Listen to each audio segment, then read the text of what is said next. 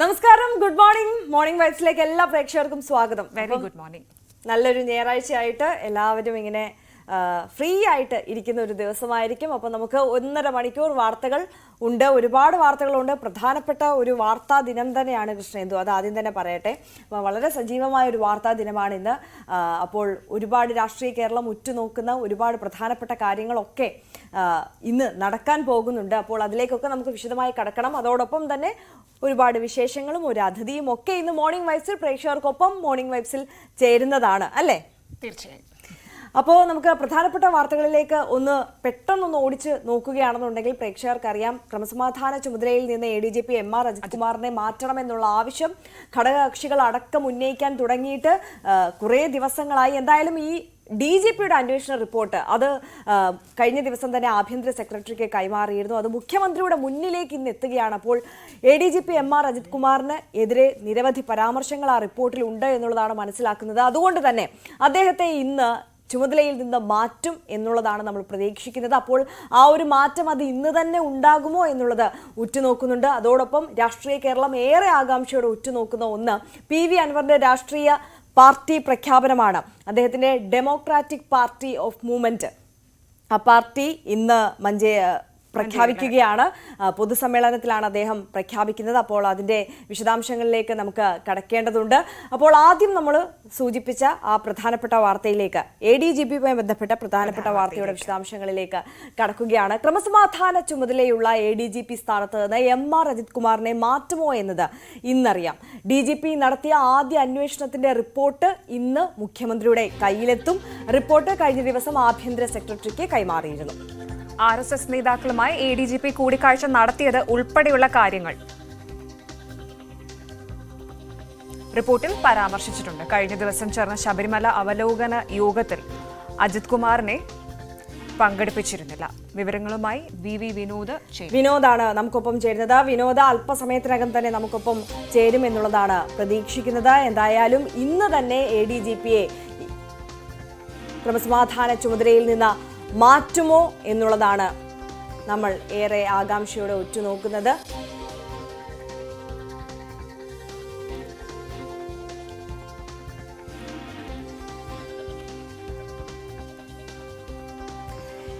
ഈ വാർത്തയുടെ വിശദാംശങ്ങളിലേക്ക് നമുക്ക് VV വിനോദിലേക്കും മടങ്ങിയെത്താം. അതിനു മുമ്പ് നമുക്ക് അൻവർ വാർത്തയിലേക്ക് കടക്കാം. കൃഷ്ണേന്ദു, വിവാദങ്ങൾക്ക് പിന്നാലെ LDF വിട്ട PV അൻവർ ഇന്ന് പുതിയ രാഷ്ട്രീയ പാർട്ടി പ്രഖ്യാപിക്കും. ഡെമോക്രാറ്റിക് മൂവ്മെന്റ് ഓഫ് കേരള എന്നാണ് പാർട്ടിയുടെ പേര്. ഇന്ന് മഞ്ചേരിയിലാണ് പാർട്ടി പ്രഖ്യാപനം. ഇന്നലെ തമിഴ്നാട് മുഖ്യമന്ത്രി MK സ്റ്റാലിനുമായി കൂടിക്കാഴ്ച നടത്തിയിരുന്നു അൻവർ. വിവരങ്ങളുമായി CV അനുമോദ് ചേരുകയാണ്. Anumod, very good morning. ഏറെ ആകാംക്ഷയോടെ കഴിഞ്ഞ ദിവസങ്ങളിലെല്ലാം നമ്മൾ കാത്തിരുന്നതാണ് PV അൻവറിന്റെ രാഷ്ട്രീയ പാർട്ടി പ്രഖ്യാപനം. അത് കഴിഞ്ഞ ദിവസം അദ്ദേഹം അതുമായി ബന്ധപ്പെട്ടിട്ടുള്ള സൂചനകളെല്ലാം നൽകി കഴിഞ്ഞിരിക്കുന്നു. ഇന്ന് ഔദ്യോഗികമായ പ്രഖ്യാപനം മഞ്ചേരിയിലെ പൊതുസമ്മേളനത്തിൽ വെച്ച് നടക്കുകയാണ്. മാത്രവുമല്ല, തമിഴ്നാട്ടിലെ ഭരണകക്ഷിയായ DMKയുമായി ചേർന്ന് സഹകരിച്ചുകൊണ്ട് മുന്നോട്ട് പോവുക എന്നുള്ളതാണ് അദ്ദേഹം ലക്ഷ്യം വെക്കുന്നത്. എന്തായാലും ചർച്ചകളെല്ലാം കഴിഞ്ഞിരിക്കുന്നു. ഇന്ന് പൊതുസമ്മേളന വേദിയിൽ DMK നേതാവിനെ എത്തിക്കും എന്നുള്ളതും പറഞ്ഞിരിക്കുന്നു. എന്തായാലും വലിയ ആത്മവിശ്വാസത്തിലാണ് അൻവർ ഉള്ളത്. 1 ലക്ഷത്തിലധികം പേരെ ഈ പൊതുസമ്മേളനത്തിൽ അണിനിരത്താൻ സാധിക്കും എന്നുള്ള ആത്മവിശ്വാസം ഉണ്ട്. CPM അണികളെ അടക്കം ഈ അദ്ദേഹത്തിന്റെ പാർട്ടിയിലേക്ക് എത്തിക്കാൻ കഴിയുമെന്നുള്ള ആത്മവിശ്വാസത്തിലാണ് അദ്ദേഹം ഉള്ളത്. പക്ഷേ ഇവിടെ അദ്ദേഹം ഒരു വെല്ലുവിളി നേരിടുന്നുണ്ടോ അനുമോദ്? ഇങ്ങനെ ഒരു രാഷ്ട്രീയ പ്രഖ്യാപനം നടത്തുന്ന വേളയിൽ അദ്ദേഹത്തിന്റെ ഈ നിയമസഭാ അംഗത്വം അത് ഒരു വെല്ലുവിളിയാകുന്നുണ്ടോ? എങ്ങനെയാണ് അതുമായി ബന്ധപ്പെട്ടിട്ടുള്ള വിവരങ്ങൾ?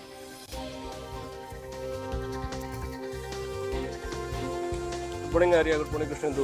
ഏറ്റവും പ്രധാനപ്പെട്ട കാര്യം അൻവറിന്റെ പാർട്ടി പ്രഖ്യാപനം ഇന്ന് വൈകുന്നേരം 5 മണിക്ക് മഞ്ചേരിയിൽ നടക്കുന്നു എന്നുള്ളതാണ്. അതിനു മുമ്പായിട്ട് അദ്ദേഹം കഴിഞ്ഞ ദിവസം ചെന്നൈയിലെത്തി DMK നേതാക്കളുമായി കൂടിക്കാഴ്ച നടത്തി.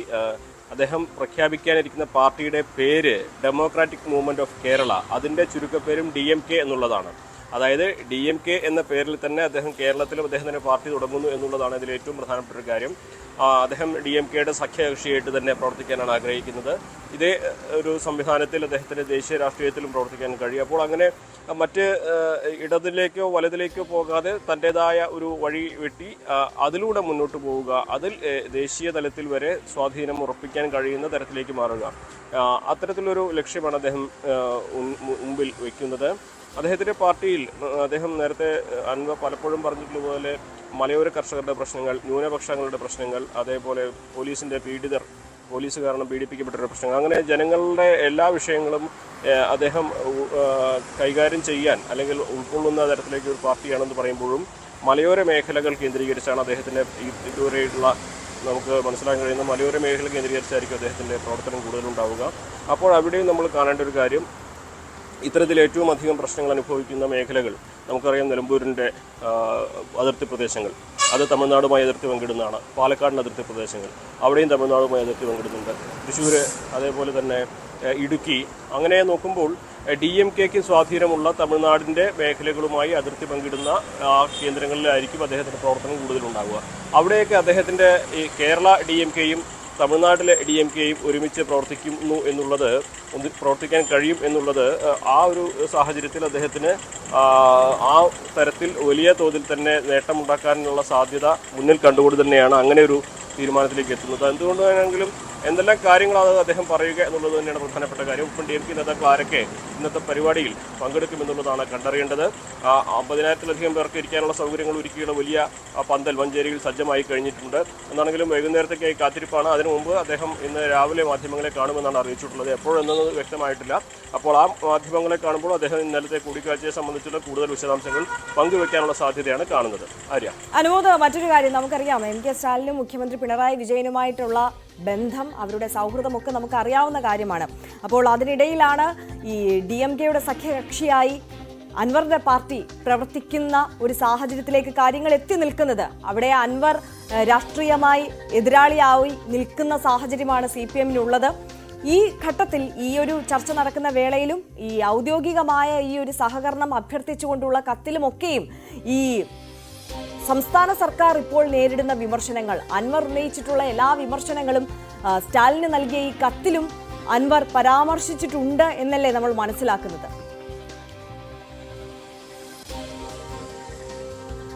തീർച്ചയായും അൻവറിനെ സംബന്ധിച്ച് രാഷ്ട്രീയമായിട്ടൊരു ലക്ഷ്യവുമായി മുന്നോട്ട് പോകുമ്പോൾ അദ്ദേഹം ഇത്തരത്തിലൊരു പാർട്ടി രൂപീകരിക്കാനുള്ള സാഹചര്യം, എന്തുകൊണ്ട് ഇടതുപക്ഷം വിടാനുള്ള സാഹചര്യം, ഇതൊക്കെ അദ്ദേഹം വിശദമാക്കുമെന്ന് ഉറപ്പാണ്. അതിൽ സംശയങ്ങളൊന്നും വേണ്ട. പക്ഷേ നമ്മളിവിടെ വേറൊരു കാര്യം കാണേണ്ടതുണ്ട്. ഈ ഇടതുപക്ഷവും വലതുപക്ഷവും ഒക്കെ DMKയോട് സഹകരിച്ച് പോകുന്ന സാഹചര്യമാണുള്ളത്. അപ്പോൾ അൻവർ അദ്ദേഹത്തിൻ്റെ ആ DMK എന്ന ഒരു കേരളത്തിൽ DMK എന്ന ചുരുക്കപ്പേരിലൊരു പാർട്ടി രൂപീകരിച്ച് അത് മുന്നോട്ട് പോകുമ്പോൾ അത് സമാന്തരമായിട്ട് തന്നെ പോകാനുള്ള ഒരു സാധ്യത തന്നെയാണ് കാണുന്നത്. ഇടതുപക്ഷത്തിന് ഇത് തലവേദനയാകുന്ന സാഹചര്യമൊന്നും ഉണ്ടാവില്ല. അതിനെല്ലാം അപ്പുറത്ത് നമ്മൾ മറ്റൊരു കാര്യം കാണേണ്ടതുണ്ട്. നിലമ്പൂരിൽ ഈ DMKക്കുള്ള സ്വാധീനം, നിലമ്പൂരിൽ അതിർത്തി പങ്കിടുന്ന നീലഗിരിയും എല്ലാം വളരെ അടുത്തടുത്ത മേഖലകളാണ്. അപ്പോൾ അവിടെ നിന്നും നേതാക്കൾക്ക് ഈ നിലമ്പൂരിൽ എത്തി പ്രവർത്തിക്കാനുള്ള സാഹചര്യം ഉണ്ടാകും. അതിനെല്ലാം അപ്പുറത്ത് നമ്മൾ കാണുന്നൊരു കാര്യം, ഇന്നത്തെ സമ്മേളനത്തിൽ പരമാവധി ആളുകളെ കൊണ്ടുവരുവാനും ആ സമ്മേളനത്തിലേക്ക് ഒരു വാർത്താ പ്രാധാന്യം കിട്ടുവാനും അല്ലെങ്കിൽ അതിനപ്പുറത്തേക്ക് തൻ്റെ ലക്ഷ്യത്തിലേക്ക് എത്തണമെങ്കിൽ ഇന്നത്തെ സമ്മേളനത്തിൽ ഏകദേശം കരുതിയതിനേക്കാൾ അധികം 50,000-ലധികം ആളുകൾ എത്തേണ്ടതുണ്ട്. എങ്കിൽ മാത്രമേ തൻ്റെ ഒരു കരുത്ത് അദ്ദേഹത്തിന് തെളിയിക്കാനാകൂ. അപ്പോൾ അതിനൊക്കെ ഇന്നലത്തെ ഈ കൂടിക്കാഴ്ചയുടെ വാർത്തകൾ വഴിവെക്കുമെന്ന് ഉറപ്പാണ്. അപ്പോൾ സ്വാഭാവികമായിട്ടും DMKയുടെ കൂടിക്കാഴ്ച കഴിഞ്ഞ ശേഷം അൻവർ നടത്തുന്ന സമ്മേളനം അൻവർ എന്തെല്ലാം പറയുമെന്ന് കേൾക്കുവാൻ ആൾക്കാർ ആഗ്രഹം ഉണ്ടാവും. അങ്ങനെ അൻവറിനെ കേൾക്കുവാൻ ആളുകൾ എത്തും. അപ്പോൾ അത്തരത്തിലൊരു ഉദ്ദേശം കൂടി ഈ പ്രഖ്യാപനത്തിന് തലേ ദിവസം അദ്ദേഹം ചെന്നൈയിലെത്തി DMK നേതാക്കളെ കണ്ടതിന് പിന്നിലുണ്ട്. അത് കേരള രാഷ്ട്രീയത്തിൽ എന്ത് സ്വാധീനം ഉണ്ടാക്കുമെന്ന് നമുക്കിപ്പോൾ പറയാനാകില്ല. പ്രത്യേകിച്ച് ഇടതുപക്ഷത്തുമായി ഇടഞ്ഞു നിൽക്കുന്ന ഒരു MLA അങ്ങനെ DMKയുടെ ഭാഗമാവുന്നതിനെ കുറിച്ച് പിണറായി വിജയനും സ്റ്റാലിനും തമ്മിൽ തർക്കമുണ്ടാവേണ്ട കാര്യമില്ല. കാരണം നിലവിൽ തന്നെ കേരളത്തിൽ UDFും LDFും രണ്ട് തട്ടിലാണ്. പക്ഷേ അവർ ഒരുമിച്ചാണ് DMKയുമായി സഖ്യത്തിലുള്ളത്. അപ്പോൾ അത് ഒരു തരത്തിലും വിഷയമാകേണ്ട സാഹചര്യം നിലവിലില്ല. കാരണം നിലവിൽ കേരളത്തിൽ സഖ്യത്തിലല്ലാത്തവർ പോലും കേരളത്തിന് പുറത്ത് DMKയുമായിട്ട് സഖ്യത്തിൽ ഏർപ്പെട്ടുകൊണ്ട് പ്രവർത്തിക്കുന്നുണ്ട്. അപ്പോൾ അത്തരത്തിലൊരു വിഷയത്തിലേക്കുള്ള കാര്യങ്ങളൊക്കെ നമുക്ക് കണ്ടു തന്നെ അറിയേണ്ടതാണ്. തന്നെയാണെങ്കിലും വലിയ തോതിൽ ഒരു സസ്പെൻസ് നിലനിർത്തുവാൻ അൻവറിന് സാധിച്ചിട്ടുണ്ട്. ആ സസ്പെൻസ് നിലനിർത്തിക്കൊണ്ട് തന്നെ അദ്ദേഹം മുന്നോട്ട് പോകുന്നുണ്ട്. ഇന്നത്തെ സമ്മേളനത്തിൽ അതുകൊണ്ട് തന്നെ നമുക്ക് അദ്ദേഹത്തെ കേൾക്കുവാനും കാണുവാനും ഒരുപാട് പേർ എത്താനുള്ള സാധ്യത ഈ ഒരൊറ്റ കാര്യം കൊണ്ട് തന്നെ നമ്മൾ കാണുന്നുമുണ്ട്. തീർച്ചയായും അനുമോദ്, CV അനുമോദാണ് വിശദാംശങ്ങൾ നൽകിയത്. എന്തായാലും PV അൻവറിന്റെ പാർട്ടി, രാഷ്ട്രീയ പാർട്ടി ഡെമോക്രാറ്റിക് മൂവ്മെന്റ് ഓഫ് കേരളയുടെ ഔദ്യോഗിക പ്രഖ്യാപനം ഇന്ന് മഞ്ചേരിയിലെ പൊതു സമ്മേളനത്തിൽ നടക്കുകയാണ്. വൈകിട്ട് 5 മണിക്കാണ് പൊതുസമ്മേളനമുള്ളത്. 1 ലക്ഷത്തിലധികം ആളുകളെ അണിനിരത്താൻ കഴിയും എന്നുള്ള വലിയ ആത്മവിശ്വാസം അൻവർ പ്രകടിപ്പിക്കുന്നുണ്ട്. അതോടൊപ്പം തന്നെ DMK-യുടെ പ്രധാനപ്പെട്ട നേതാക്കളെ വേദിയിലേക്ക് എത്തിക്കാം എന്നുള്ള ആത്മവിശ്വാസവും ഉണ്ട്. അത്തരത്തിൽ നേതാക്കൾ എത്തുന്നുണ്ട് എന്നുള്ളത് തന്നെയാണ് നമുക്ക് മനസ്സിലാക്കാൻ കഴിയുന്ന വിവരവും. എന്തായാലും CV അനുമോദാണ് വിശദാംശങ്ങൾ നൽകിയത്. നമ്മൾ തുടക്കത്തിൽ സൂചിപ്പിച്ചതുപോലെ മറ്റൊരു പ്രധാനപ്പെട്ട വാർത്ത ADGP-യുമായി ബന്ധപ്പെട്ട അതിന്റെ വിശദാംശങ്ങളിലേക്ക് നമ്മൾ കടക്കുകയാണ്. ക്രമസമാധാന ചുമതലയുള്ള ADGP സ്ഥാനത്ത് നിന്ന് MR അജിത് കുമാറിനെ മാറ്റുമോ എന്നത് ഇന്നറിയാം. DGP നടത്തിയ ആദ്യ അന്വേഷണത്തിന്റെ റിപ്പോർട്ട് ഇന്ന് മുഖ്യമന്ത്രിയുടെ കയ്യിലെത്തും. റിപ്പോർട്ട് കഴിഞ്ഞ ദിവസം ആഭ്യന്തര സെക്രട്ടറിക്ക് കൈമാറിയിരുന്നു. RSS നേതാക്കളുമായി ADGP കൂടിക്കാഴ്ച നടത്തിയത് ഉൾപ്പെടെയുള്ള കാര്യങ്ങൾ റിപ്പോർട്ടിൽ പരാമർശിച്ചിട്ടുണ്ട്. കഴിഞ്ഞ ദിവസം ചേർന്ന ശബരിമല അവലോകന യോഗത്തിൽ അജിത് കുമാറിനെ പങ്കെടുപ്പിച്ചിരുന്നില്ല. വിവരങ്ങളുമായി VV വിനോദാണ് നമുക്കൊപ്പം ചേരുന്നത്. Vinod, very good morning. ഈ ADGP-യെ ക്രമസമാധാന ചുമതലയിൽ നിന്ന് മാറ്റുന്ന ആ ഒരു നിർണായക നീക്കം അത് ഇന്ന് തന്നെ ഉണ്ടാകുമെന്നാണോ പ്രതീക്ഷിക്കുന്നത്? എന്തായാലും മുഖ്യമന്ത്രിയുടെ മുന്നിലേക്ക് ആ റിപ്പോർട്ട് എത്തുന്നു. അതിൽ പ്രതികൂലമായി അജിത് കുമാറിനെതിരെ നിരവധി പരാമർശങ്ങൾ DGP-യുടെ അന്വേഷണ റിപ്പോർട്ടിലുണ്ട്. അതിൽ തൃശൂർ പൂരം അലങ്കോലപ്പെടുന്ന സമയത്ത് അദ്ദേഹം വേണ്ട രീതിയിൽ ഇടപെട്ടില്ല. മാത്രമല്ല, മാമി തിരോധാന കേസിലും റിദാൻ വധക്കേസിലുമൊക്കെ ഇത്തരത്തിൽ അന്വേഷണത്തിൽ പാളിച്ച സംഭവിച്ചു എന്നതടക്കമുള്ള കാര്യങ്ങളുണ്ട്. RSS നേതാക്കളെ അജിത് കുമാർ കണ്ടതിൽ നൽകിയിട്ടുള്ള വിശദീകരണം അത് തൃപ്തികരമല്ല എന്നുള്ള വളരെ ഗുരുതരമായ പരാമർശങ്ങളെല്ലാം അജിത് കുമാറിനെതിരെ DGP ആ ഒരു റിപ്പോർട്ടിൽ എഴുതി ചേർത്തിട്ടുണ്ട്. അന്വേഷണത്തിൽ അത്തരത്തിലാണ് അദ്ദേഹത്തിന് മനസ്സിലായിട്ടുള്ളത് എന്നുള്ളത് അദ്ദേഹം വ്യക്തമാക്കിയിട്ടുണ്ട്. ആ റിപ്പോർട്ട് ഇന്ന് മുഖ്യമന്ത്രിക്ക് മുന്നിലേക്ക് എത്തുമ്പോൾ ഇന്ന് തന്നെ അജിത് കുമാറിനെതിരായ നീക്കം ഉണ്ടാകാനുള്ള സാധ്യത എത്രത്തോളമാണ്? കഴിഞ്ഞ ദിവസമാണ് DGP റിപ്പോർട്ട് ഹോം സെക്രട്ടറിക്ക് കൈമാറിയത്. ദിവസങ്ങളുടെ അനിശ്ചിതത്വം ഉണ്ടായിരുന്നു. 1 മാസ കാലയളവാണ് അന്വേഷണത്തിന് നൽകിയിരുന്നത്. എന്നാൽ ആ 1 മാസം കഴിഞ്ഞ് പിന്നെയും ദിവസങ്ങൾ പിന്നിട്ടാണ് റിപ്പോർട്ട് കൈമാറിയത്. കഴിഞ്ഞ 2 ദിവസങ്ങളിലായി തിരക്കിട്ട കൂടിയാലോചനകൾ അന്വേഷണ സംഘത്തിന്റെ ഭാഗമായി പോലീസ് ആസ്ഥാനത്ത് നടന്നിരുന്നു. അതിനുശേഷമാണ് ഈ അന്തിമ റിപ്പോർട്ട് ഹോം സെക്രട്ടറിക്ക് കൈമാറിയിരിക്കുന്നത്. ഇന്ന് റിപ്പോർട്ട് മുഖ്യമന്ത്രിയുടെ കൈകളിലേക്ക് എത്തും. അതിനുശേഷമായിരിക്കും തീരുമാനമെടുക്കുക. ഒരുപക്ഷെ ഇന്ന് വൈകിട്ടോടുകൂടി തന്നെ ഒരു നിർണായക തീരുമാനം ഉണ്ടാകുമെന്നാണ് മനസ്സിലാക്കുന്നത്. കാരണം MR അജിത് കുമാറിനെ ലോ ആൻഡ് ഓർഡർ ADGP സ്ഥാനത്ത് നിന്ന് മാറ്റുമെന്ന ഉറപ്പ് ലഭിച്ചതായി നേരത്തെ തന്നെ CPI നേതാക്കൾ വ്യക്തമാക്കിയിരുന്നു. ഈ അന്വേഷണത്തിന്റെ ഒരു ഭാഗം പരിശോധിച്ചാൽ PV അൻവറാണ് പരാതി നൽകുന്നത്. തുടക്കത്തിൽ ആ പരാതികൾ അന്വേഷിക്കുന്നതിന് വേണ്ടിയാണ് DGP-യെ ചുമതലപ്പെടുത്തുന്നത്. ADGP റാങ്കിനേക്കാൾ മുകളിലുള്ള ഒരു ഉദ്യോഗസ്ഥൻ അന്വേഷിക്കണം എന്നുള്ളത് കൊണ്ട് തന്നെയാണ് സംസ്ഥാന പോലീസ് മേധാവിക്ക് ആ പരാതികൾ കൈമാറിയത്. എന്നാൽ ആ അന്വേഷണം നടക്കുന്നതിനിടെയാണ് RSS നേതാക്കളുമായി MR അജിത് കുമാർ തുടരെ കൂടിക്കാഴ്ച നടത്തിയെന്ന വിവരം പുറത്തു വരുന്നത്. അത് വലിയ വിവാദമാവുകയും ചെയ്തു. CPI ആ ഘട്ടത്തിൽ തന്നെ MR അജിത് കുമാറിനെതിരെ നടപടി ആവശ്യപ്പെട്ടു. CPI മാത്രമല്ല, NCP-യും RJD-യും ഉൾപ്പെടെയുള്ള ഇടതുപക്ഷത്തെ ഘടകകക്ഷികൾ ADGP-ക്കെതിരെയുള്ള നടപടി എന്ന ആവശ്യവുമായി അതിശക്തമായി രംഗത്ത് വന്നു. ആ സമയത്താണ് ഇടതുമുന്നണി യോഗത്തിൽ മുഖ്യമന്ത്രി അങ്ങനെയുള്ള ഒരു കാര്യം കൂടി DGP-യുടെ പരിശോധനയിൽ ഉൾപ്പെടുത്തും എന്നത് വ്യക്തമാക്കിയത്. തുടർന്നാണ് ഈ കാര്യം കൂടി പരിശോധിച്ചത്. ഏതായിരുന്നാലും കൂടിക്കാഴ്ച സംബന്ധിച്ച വിവരങ്ങൾ കൂടി റിപ്പോർട്ടിന്റെ ഭാഗമായി ഉണ്ട് എന്നാണ് മനസ്സിലാക്കുന്നത്. പ്രത്യേകിച്ച് ഈ കൂടിക്കാഴ്ചയിൽ DGP-ക്ക് അതൃപ്തി ഉണ്ട് എന്ന വിവരങ്ങൾ നേരത്തെ പുറത്തു വന്നിരുന്നു. എന്നാൽ റിപ്പോർട്ടിൽ ഏത് തരത്തിലാണ് പരാമർശമുള്ളതെന്ന് വ്യക്തമല്ല. ഏതായിരുന്നാലും ഘടകകക്ഷികളും DGP-യും പ്രതിപക്ഷവും ഒക്കെ തന്നെയും ഇത്തരം ഒരു കൂടിക്കാഴ്ചയെ ഏതെങ്കിലും ഒരു ഘട്ടത്തിൽ ന്യായീകരിക്കുകയോ അല്ലെങ്കിൽ ആ ഒരു കൂടിക്കാഴ്ച ശരിയാണ് എന്ന നിലയ്ക്ക് ഏതെങ്കിലും ഒരു ഭാഗത്ത് നിന്ന് ഒരു പരാമർശമോ ആ തരത്തിലുള്ള നിലപാടോ ഉണ്ടായിട്ടില്ല. അതുകൊണ്ട് തന്നെ അജിത് കുമാറിന്റെ കാര്യത്തിൽ CPI നേതാക്കൾ നേരത്തെ അവരുടെ നേതൃയോഗത്തിലും പുറത്തുമൊക്കെ വ്യക്തമാക്കിയതുപോലെ റിപ്പോർട്ട് ലഭിച്ച ശേഷം മുഖ്യമന്ത്രി നടപടിയെടുക്കും എന്ന ഉറപ്പിൽ വിശ്വസിക്കുന്നു. അത് അജിത് കുമാറിനെ മാറ്റിക്കൊണ്ടുള്ള ഒരു നടപടി തന്നെയാണ് അവർ പ്രതീക്ഷിക്കുന്നത്. മറ്റ് കാര്യങ്ങൾ, അതായത് റിദാൻ വധം മാമി തിരോധാന കേസുകൾ, ഈ കേസുകളുടെ കാര്യത്തിൽ അന്വേഷണത്തിൽ വീഴ്ച പറ്റിയെന്നാണ് റിപ്പോർട്ടിന്റെ ഭാഗമായി ഉള്ളത്. പക്ഷേ ADGPയുടെ ഒരു വീഴ്ചയായി അതിൽ പറയുന്നില്ല. ജില്ലാ പോലീസ് സംവിധാനത്തിന്റെ വീഴ്ച എന്ന നിലയ്ക്കാണ് അന്വേഷണത്തിൽ വീഴ്ച പറ്റിയെന്നാണ്. അതുകൊണ്ട് തന്നെ ഈ 2 കേസുകളും വീണ്ടും പുനരന്വേഷിക്കാനുള്ള ഒരു ശുപാർശ കൂടി റിപ്പോർട്ട്. PV അൻവറിന്റെ ആരോപണം വിനോദ് ഇത്തരത്തിൽ അട്ടിമറിക്കാൻ ശ്രമിച്ചു. ഈ കേസുകളുടെ എല്ലാം അന്വേഷണം അട്ടിമറിക്കാൻ ADGP MR അജിത് കുമാർ ശ്രമിച്ചു എന്നുള്ളതാണ്. പക്ഷെ അത്തരത്തിലല്ല DGPയുടെ അന്വേഷണ റിപ്പോർട്ടിൽ ഈ വിഷയങ്ങളെക്കുറിച്ചുള്ള പരാമർശം വന്നിട്ടുള്ളത്, അല്ലേ? അങ്ങനെയാണ് മനസ്സിലാക്കുന്നത്. മാത്രമല്ല PV അൻവറിന്റെ ആരോപണങ്ങൾ, അത് ഈ സ്വർണം തട്ടിയെടുത്തു, സ്വർണ്ണക്കടത്തുമായി ബന്ധപ്പെട്ടുള്ള കൊലപാതകം നടത്തി തുടങ്ങിയ നിരവധി ആരോപണങ്ങൾ ADGPക്കെതിരെ ഉണ്ടായിരുന്നു. പക്ഷെ അതിലൊന്നും തന്നെ കാര്യമായ തെളിവുകൾ ലഭിച്ചതായ വിവരമോ അത്തരത്തിലുള്ള സൂചനകളോ ഇല്ല റിപ്പോർട്ടിൽ. അതുകൊണ്ട് തന്നെ അത്തരം കാര്യങ്ങളിൽ ADGPക്കെതിരായ ഏതെങ്കിലും തരത്തിലുള്ള പരാമർശങ്ങൾ ഉള്ളതായി മനസ്സിലാക്കാനും കഴിയുന്നില്ല. പക്ഷേ അതിനപ്പുറത്തേക്ക് PV അൻവർ ഉന്നയിച്ച ആരോപണത്തിനപ്പുറത്തേക്കാണ് കാര്യങ്ങൾ. അത് രാഷ്ട്രീയമായ ആരോപണമാണ്. അത്യന്തം ഗുരുതരമായ ഒരു നടപടി എന്ന നിലയ്ക്ക് തന്നെയാണ് RSS നേതാക്കളുമായി നടത്തിയ കൂടിക്കാഴ്ചയെ കാണുന്നത്.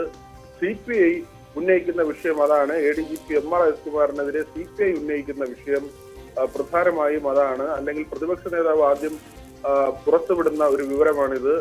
തൃശ്ശൂരും തിരുവനന്തപുരത്തുമായി 2 RSS നേതാക്കളെ ADGP കണ്ടു എന്ന വിവരം VD സതീശനാണ് ആദ്യം ഈ വിവരം പുറത്തുവിടുന്നത്.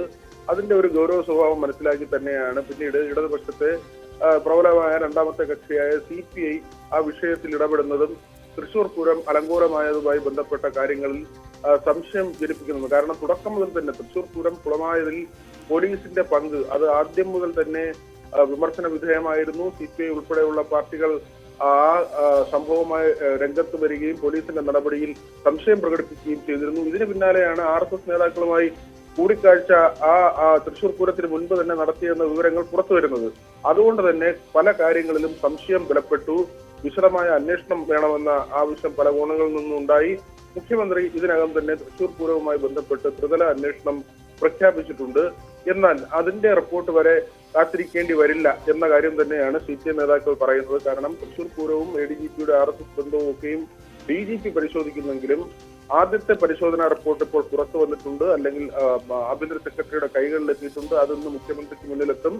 അതുകൊണ്ട് തന്നെ ADGPയെ മാറ്റിക്കൊണ്ടുള്ള ഒരു നടപടി തന്നെയാണ് ഇവർ പ്രതീക്ഷിക്കുന്നത്. മാത്രമല്ല നാളെ വീണ്ടും നിയമസഭ ചേരുകയാണ്. സഭാ നടപടികൾ തുടങ്ങുമ്പോൾ ഈ തരത്തിൽ ADGP ആരോപണ വിധേയനായ ADGP മാത്രമല്ല, ADGP ഇപ്പോൾ നേരിടുന്നത് പലവിധ അന്വേഷണങ്ങളാണ്. DGPയുടെ ഒരു അന്വേഷണ റിപ്പോർട്ട് പൂർത്തിയായി. ആ റിപ്പോർട്ട് മുഖ്യമന്ത്രിക്ക് മുന്നിലെത്തി. അവിടെ തീരുന്നില്ല. DGPയുടെ മറ്റൊരു അന്വേഷണമുണ്ട്. ഇതേ വിഷയത്തിൽ തന്നെയാണ് തൃശൂർ പൂരം അലങ്കോലപ്പെട്ടതും ADGPയുടെ RSS ബന്ധവുമായി ബന്ധപ്പെട്ട് DGPയുടെ മറ്റൊരു അന്വേഷണത്തിന് പ്രഖ്യാപനം ഉണ്ടായിരിക്കുന്നു. ഇന്റലിജൻസ് ADGP മനോജ് അബ്രഹാമിന്റെ നേതൃത്വത്തിൽ തൃശൂർ പൂരത്തിലെ വിവിധ വകുപ്പുകളുടെ ഏകോപനത്തിൽ വീഴ്ചയുണ്ടായോ അല്ലെങ്കിൽ ഗൂഢാലോചന ഏതെങ്കിലും ഉദ്യോഗസ്ഥരുടെ ഭാഗത്തുനിന്നുണ്ടായോ തുടങ്ങിയ കാര്യങ്ങൾ അന്വേഷിക്കാൻ ADGP മനോജ് അബ്രഹാമിന്റെ നേതൃത്വത്തിൽ മറ്റൊരു അന്വേഷണം. ക്രൈംബ്രാഞ്ച് ADGPയുടെ നേതൃത്വത്തിൽ അജിത് കുമാറിന്റെ തന്നെ ഒരു റിപ്പോർട്ട് ഉണ്ടായിരുന്നു. അതിൽ പറയുന്ന ഗൂഢാലോചന, അതായത് തൃശൂർ പൂരം അലങ്കോലപ്പെടുത്താൻ ഗൂഢാലോചന നടന്നുവെന്ന് ADGP MR അജിത് കുമാറിന്റെ നേരത്തെയുള്ള റിപ്പോർട്ടുണ്ട്. ആ റിപ്പോർട്ടിലെ വസ്തുതകൾ പരിശോധിക്കാൻ ക്രൈംബ്രാഞ്ച് ADGPയുടെ പരിശോധന, MR അജിത് കുമാറിന്റെ അനധികൃത സ്വത്ത് സമ്പാദനം, ഇത് സംബന്ധിച്ച കാര്യങ്ങൾ പരിശോധിക്കാൻ വിജിലൻസ് മേധാവി യോഗേഷ് ഗുപ്ത ഉത്തരവിട്ട് തിരുവനന്തപുരം സ്പെഷ്യൽ യൂണിറ്റ് 1 നടത്തുന്ന മറ്റൊരു അന്വേഷണം. ഇങ്ങനെ വിവിധങ്ങളായ അന്വേഷണങ്ങൾ ADGPക്കെതിരെയോ അല്ലെങ്കിൽ ADGPയെ ചുറ്റിപ്പറ്റിയോ നടക്കുന്നുണ്ട്. അതുകൊണ്ട് തന്നെ ഇങ്ങനെ ഒരു ഉദ്യോഗസ്ഥരെ ക്രമസമാധാന ചുമതലയുള്ള കസേരയിൽ ഇരുത്താൻ കഴിയുമോ, തുടരാൻ അനുവദിക്കാൻ കഴിയുമോ എന്ന ചോദ്യം പ്രധാനമായി ഉയരുന്നു. മാത്രമല്ല കഴിഞ്ഞ ദിവസം ചേർന്ന ശബരിമല അവലോകന യോഗം, അതെ, അതിലേക്ക് തന്നെയായിരുന്നു വിനോദ് വരുന്നത്. അതായത് ഈ ക്രമസമാധാന ചുമതലയിൽ നിന്ന് ADGPയെ ഉടൻ തന്നെ മാറ്റും എന്നുള്ളതിന്റെ ഒരു സൂചനയായി നമുക്ക് ഇന്നലെ നടന്ന ശബരിമല അവലോകന യോഗത്തിൽ ADGP പങ്കെടുത്തില്ല, ക്രമസമാധാന ചുമതലയുള്ള ADGP പങ്കെടുത്തില്ല എന്നുള്ളതിനെ അത്തരത്തിൽ നമുക്ക് കാണേണ്ടതുണ്ടോ?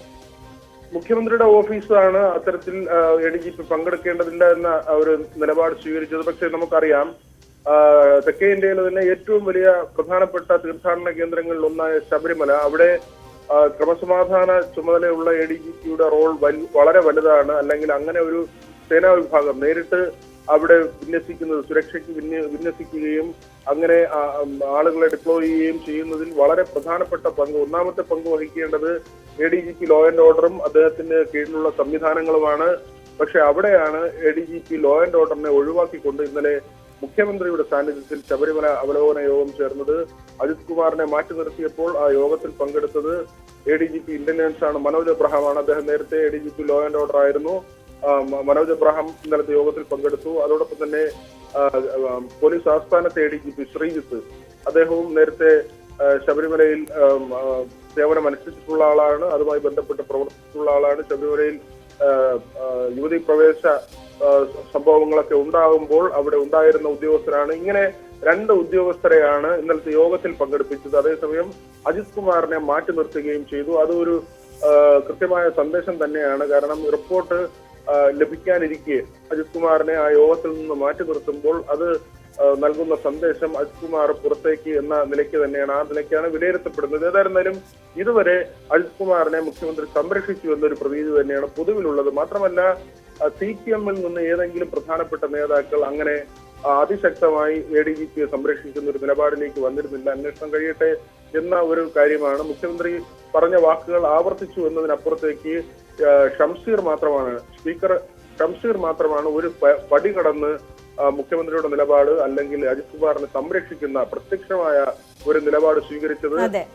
അതിൽ ഷംസീർ പറഞ്ഞത് RSS പ്രധാനപ്പെട്ട ഒരു സംഘടനയാണ്, അവരുമായി കൂടിക്കാഴ്ച നടത്തിയതിൽ തെറ്റില്ല എന്ന നിലയ്ക്കൊരു പരാമർശം ഷംസീറിന്റെ ഭാഗത്തു നിന്ന് വന്നു. മാത്രമല്ല PV അൻവറിന്റെ ആരോപണങ്ങൾ ഷംസീർ തള്ളിക്കളയുകയും ചെയ്തു. പക്ഷേ ഇപ്പോൾ ഷംസീർ ആ ഒരു സ്റ്റേറ്റ്മെന്റിൽ ഉറച്ചു നിൽക്കുന്നു എന്ന കാര്യം വ്യക്തമല്ല. ഏതായിരുന്നാലും CPM-ൽ നിന്നോ ഇടതുമുന്നണിയിൽ നിന്നോ അങ്ങനെ ADGP-യെ സംരക്ഷിക്കുന്ന ഒരു നില ഉണ്ടായിട്ടില്ല.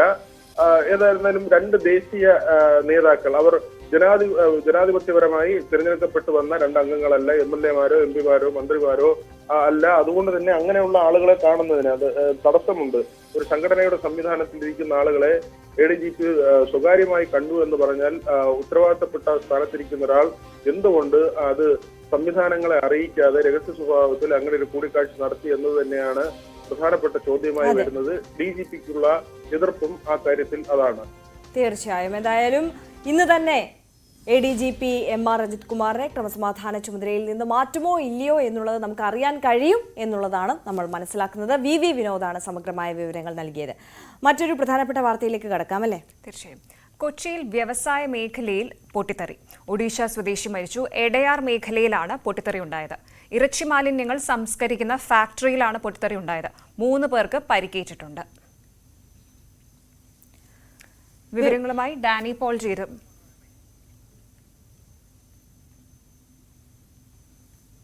മണിക്കാണ് സംഭവം നടക്കുന്നത്. എന്താണ് നടക്കണമെന്ന് അറിയില്ല. ഫോൺ വന്നിട്ട് ഞാൻ പെരുമ്പാവൂരായിരുന്നു, വീട്ടിലായിരുന്നു. ഞാൻ അവിടെ നിന്ന് ഓടി ഇവിടെ എത്തിയപ്പോഴത്തേക്കും ആള് ഹോസ്പിറ്റലിലേക്ക് കൊണ്ടുപോയായിരുന്നു. ഇനി എന്താ സംഭവിച്ചതെന്നുള്ളത് വ്യക്തമായിട്ട് നമുക്ക് മനസ്സിലായിട്ടില്ല. അത് പരിശോധിച്ചിട്ട് പറയാൻ പറ്റുള്ളൂ എന്താണെന്നുള്ളത്. പിന്നെ മരിച്ചവർ ഒറീസക്കാരാണ്. ഒരാൾ മരിച്ച ആളുടെ പേര് അജയ് കുമാർ. പിന്നെ പരിക്കേറ്റത് 30% പൊള്ളലേറ്റുണ്ടെന്നാണ് പറഞ്ഞത്. 2 ആൾക്ക്, ഒന്ന് ഗുരു, ഒന്ന് കൃഷ്ണൻ. പ്രൊഡക്ഷൻ നെയ്യാണ്, നെയ്യ്, ഈ സോപ്പ് കമ്പനിക്കുള്ള നെയ്യിലെ മൃഗക്കൊഴുപ്പ്. ഡാനി പോളാണ് ഈ വാർത്തയുടെ വിശദാംശങ്ങളുമായി നമുക്കൊപ്പം ചേരുന്നത്. ഡാനി, രാവിലെ തന്നെ ഒരു ദുഃഖകരമായ വാർത്തയാണ് വരുന്നത്. ഡാനി, എങ്ങനെയാണ് ഇതിന്റെ വിശദാംശങ്ങൾ?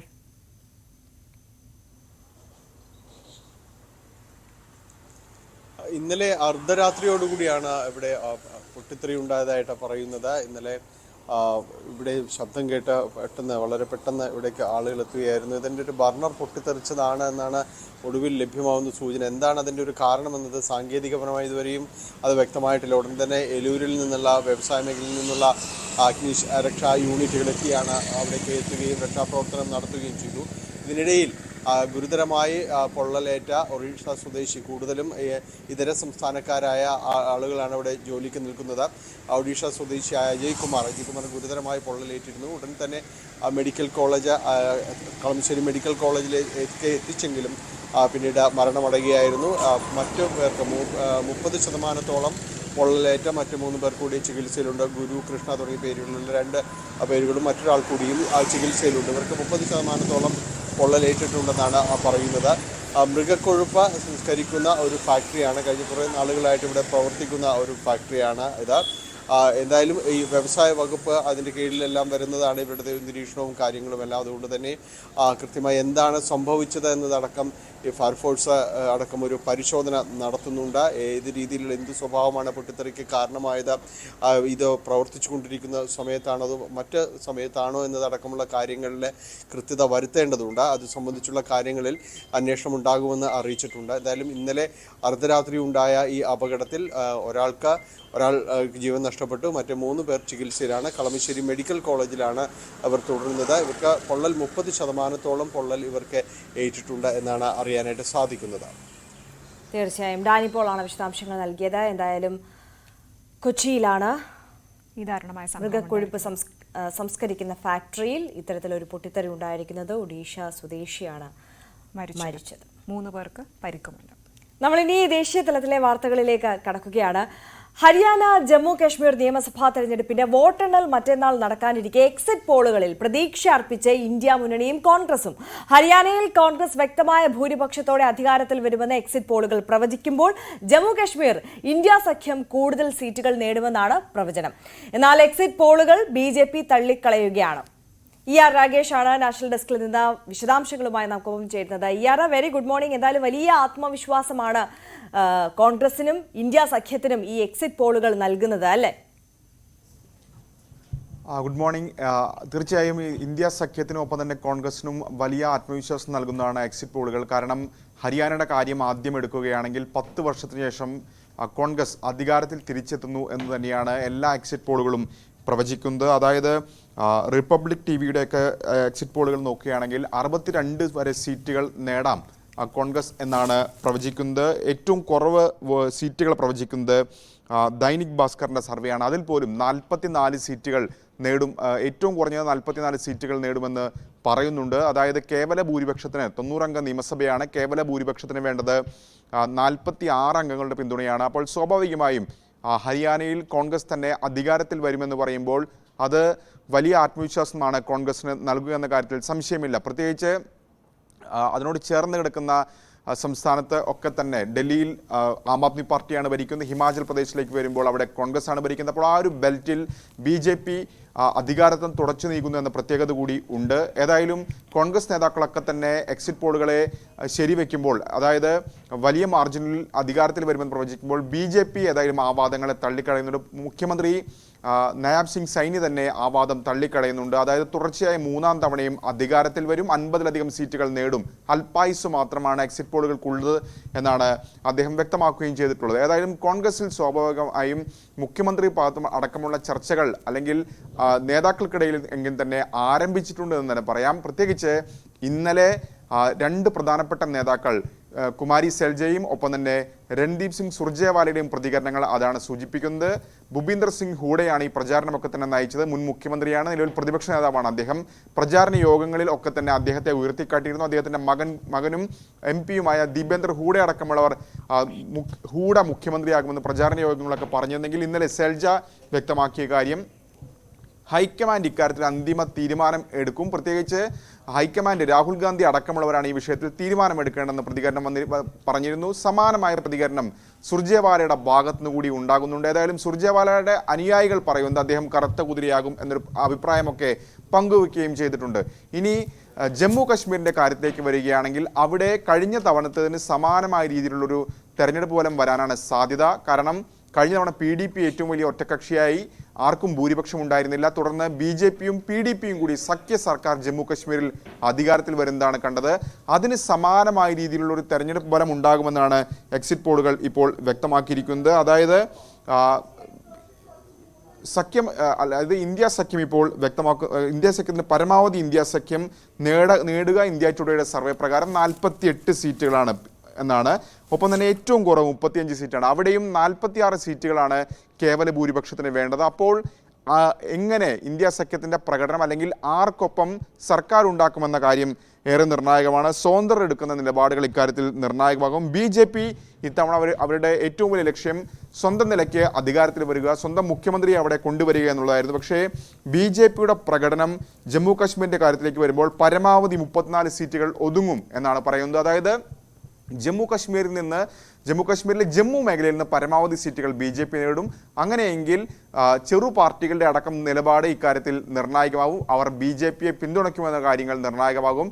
ആർക്കും ഭൂരിപക്ഷമില്ലാത്ത സാഹചര്യത്തിൽ PDP അടക്കമുള്ളവർ എടുക്കുന്ന നിലപാടും PDP കഴിഞ്ഞ തെരഞ്ഞെടുപ്പിനെ അപേക്ഷിച്ച് വലിയ തിരിച്ചടി ഇത്തവണ അവിടെ നേരിടുന്നുണ്ട്. അപ്പോൾ പോലും ആർക്കും ഭൂരിപക്ഷമില്ലെങ്കിൽ 8 സീറ്റ് എന്ന നമ്പറൊക്കെ നിർണായകമാകുമെന്ന കാര്യത്തിൽ സംശയമില്ല. പക്ഷേ ഇത് എക്സിറ്റ് പോളുകളാണ്. യഥാർത്ഥ തെരഞ്ഞെടുപ്പ് ഫലം മറ്റന്നാൾ മാത്രമാണ് വരാനിരിക്കുന്നത്. തീർച്ചയായും. രാകേഷാണ് സമഗ്രമായ വിവരങ്ങൾ നൽകിയത്. എന്തായാലും ഹരിയാന ജമ്മു കാശ്മീർ നിയമസഭാ തെരഞ്ഞെടുപ്പിന്റെ എക്സിറ്റ് പോൾ ഫലങ്ങളാണ് വന്നിരിക്കുന്നത്. കോൺഗ്രസിന് ആശ്വസിക്കാം എന്ന് തന്നെ നമുക്ക് വിശ്വസിക്കാൻ പറ്റുന്ന രീതിയിലാണ് എക്സിറ്റ് പോൾ ഫലങ്ങൾ വന്നിരിക്കുന്നത്. അപ്പോൾ ആദ്യം നമുക്കൊരു ബ്രേക്ക് എടുക്കാം അല്ലേ? അതെ, ബ്രേക്ക് എടുത്തതിന് ശേഷം നമുക്കൊപ്പം ഒരു അതിഥി ചേരുന്നുണ്ട്. നമ്മൾ തുടക്കത്തിലേ പറഞ്ഞു, മലയാളികളുടെ അത്രമേൽ പ്രിയപ്പെട്ട ഒരു താരമാണ് ഇന്ന് നമുക്കൊപ്പം മോർണിംഗ് വൈബ്സിൽ അതിഥിയായി എത്താൻ പോകുന്നത്. അപ്പോൾ ആരാണെന്ന് അറിയാൻ കാത്തിരിക്കുക. അതോടൊപ്പം കൃഷ്ണേന്ദു ഫാസ്റ്റ് ന്യൂസ് നോക്കാൻ പോവുകയാണ് അല്ലേ? അപ്പോൾ അതിവേഗം കുറച്ചധികം വാർത്തകൾ നമുക്ക് ഇടവേളയ്ക്ക് ശേഷം വന്നതിന് ശേഷം നോക്കാനുണ്ട്. അപ്പോൾ ഇടവേള.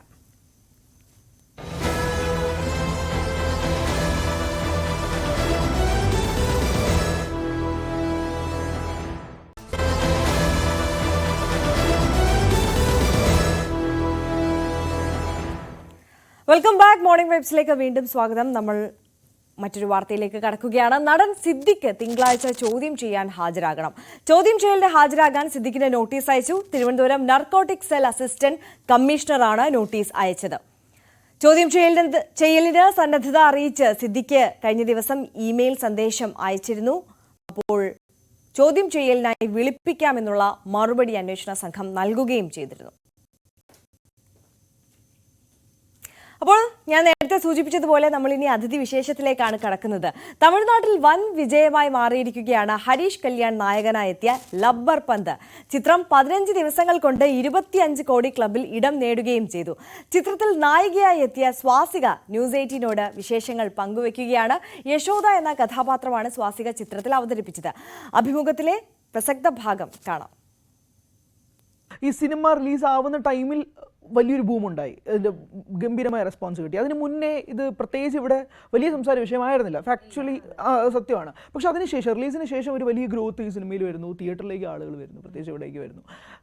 എന്താ തോന്നുന്നത്, ലൈക്ക് അതൊരു കറക്റ്റ് രീതിയിലായിട്ട് തന്നെ എവിടെ പോയി അതിൻ്റെ ചെന്നൈയിൽ അല്ലെങ്കിൽ തമിഴ്നാട്ടിൽ പോലും നമ്മുടെ ഈ സിനിമയ്ക്ക് റിലീസിന് മുമ്പ് അങ്ങനെ ഭയങ്കര പ്രൊമോഷൻസ് ഒന്നും ചെയ്തില്ല. അവർ ഒരു ഓഡിയോ ലോഞ്ച്, നോർമലി ഒരു സിനിമയ്ക്ക് അങ്ങനെയാണ്, തമിഴ് സിനിമയ്ക്ക് ഒരു ഓഡിയോ ലോഞ്ച് വെക്കും, ഒരു ട്രെയിലർ ലോഞ്ച് വെക്കും, പ്രസ് ഷോ വെക്കും, അങ്ങനെയൊക്കെയാണ്. അപ്പോൾ ഇവർ അതൊന്നും ചെയ്തില്ല.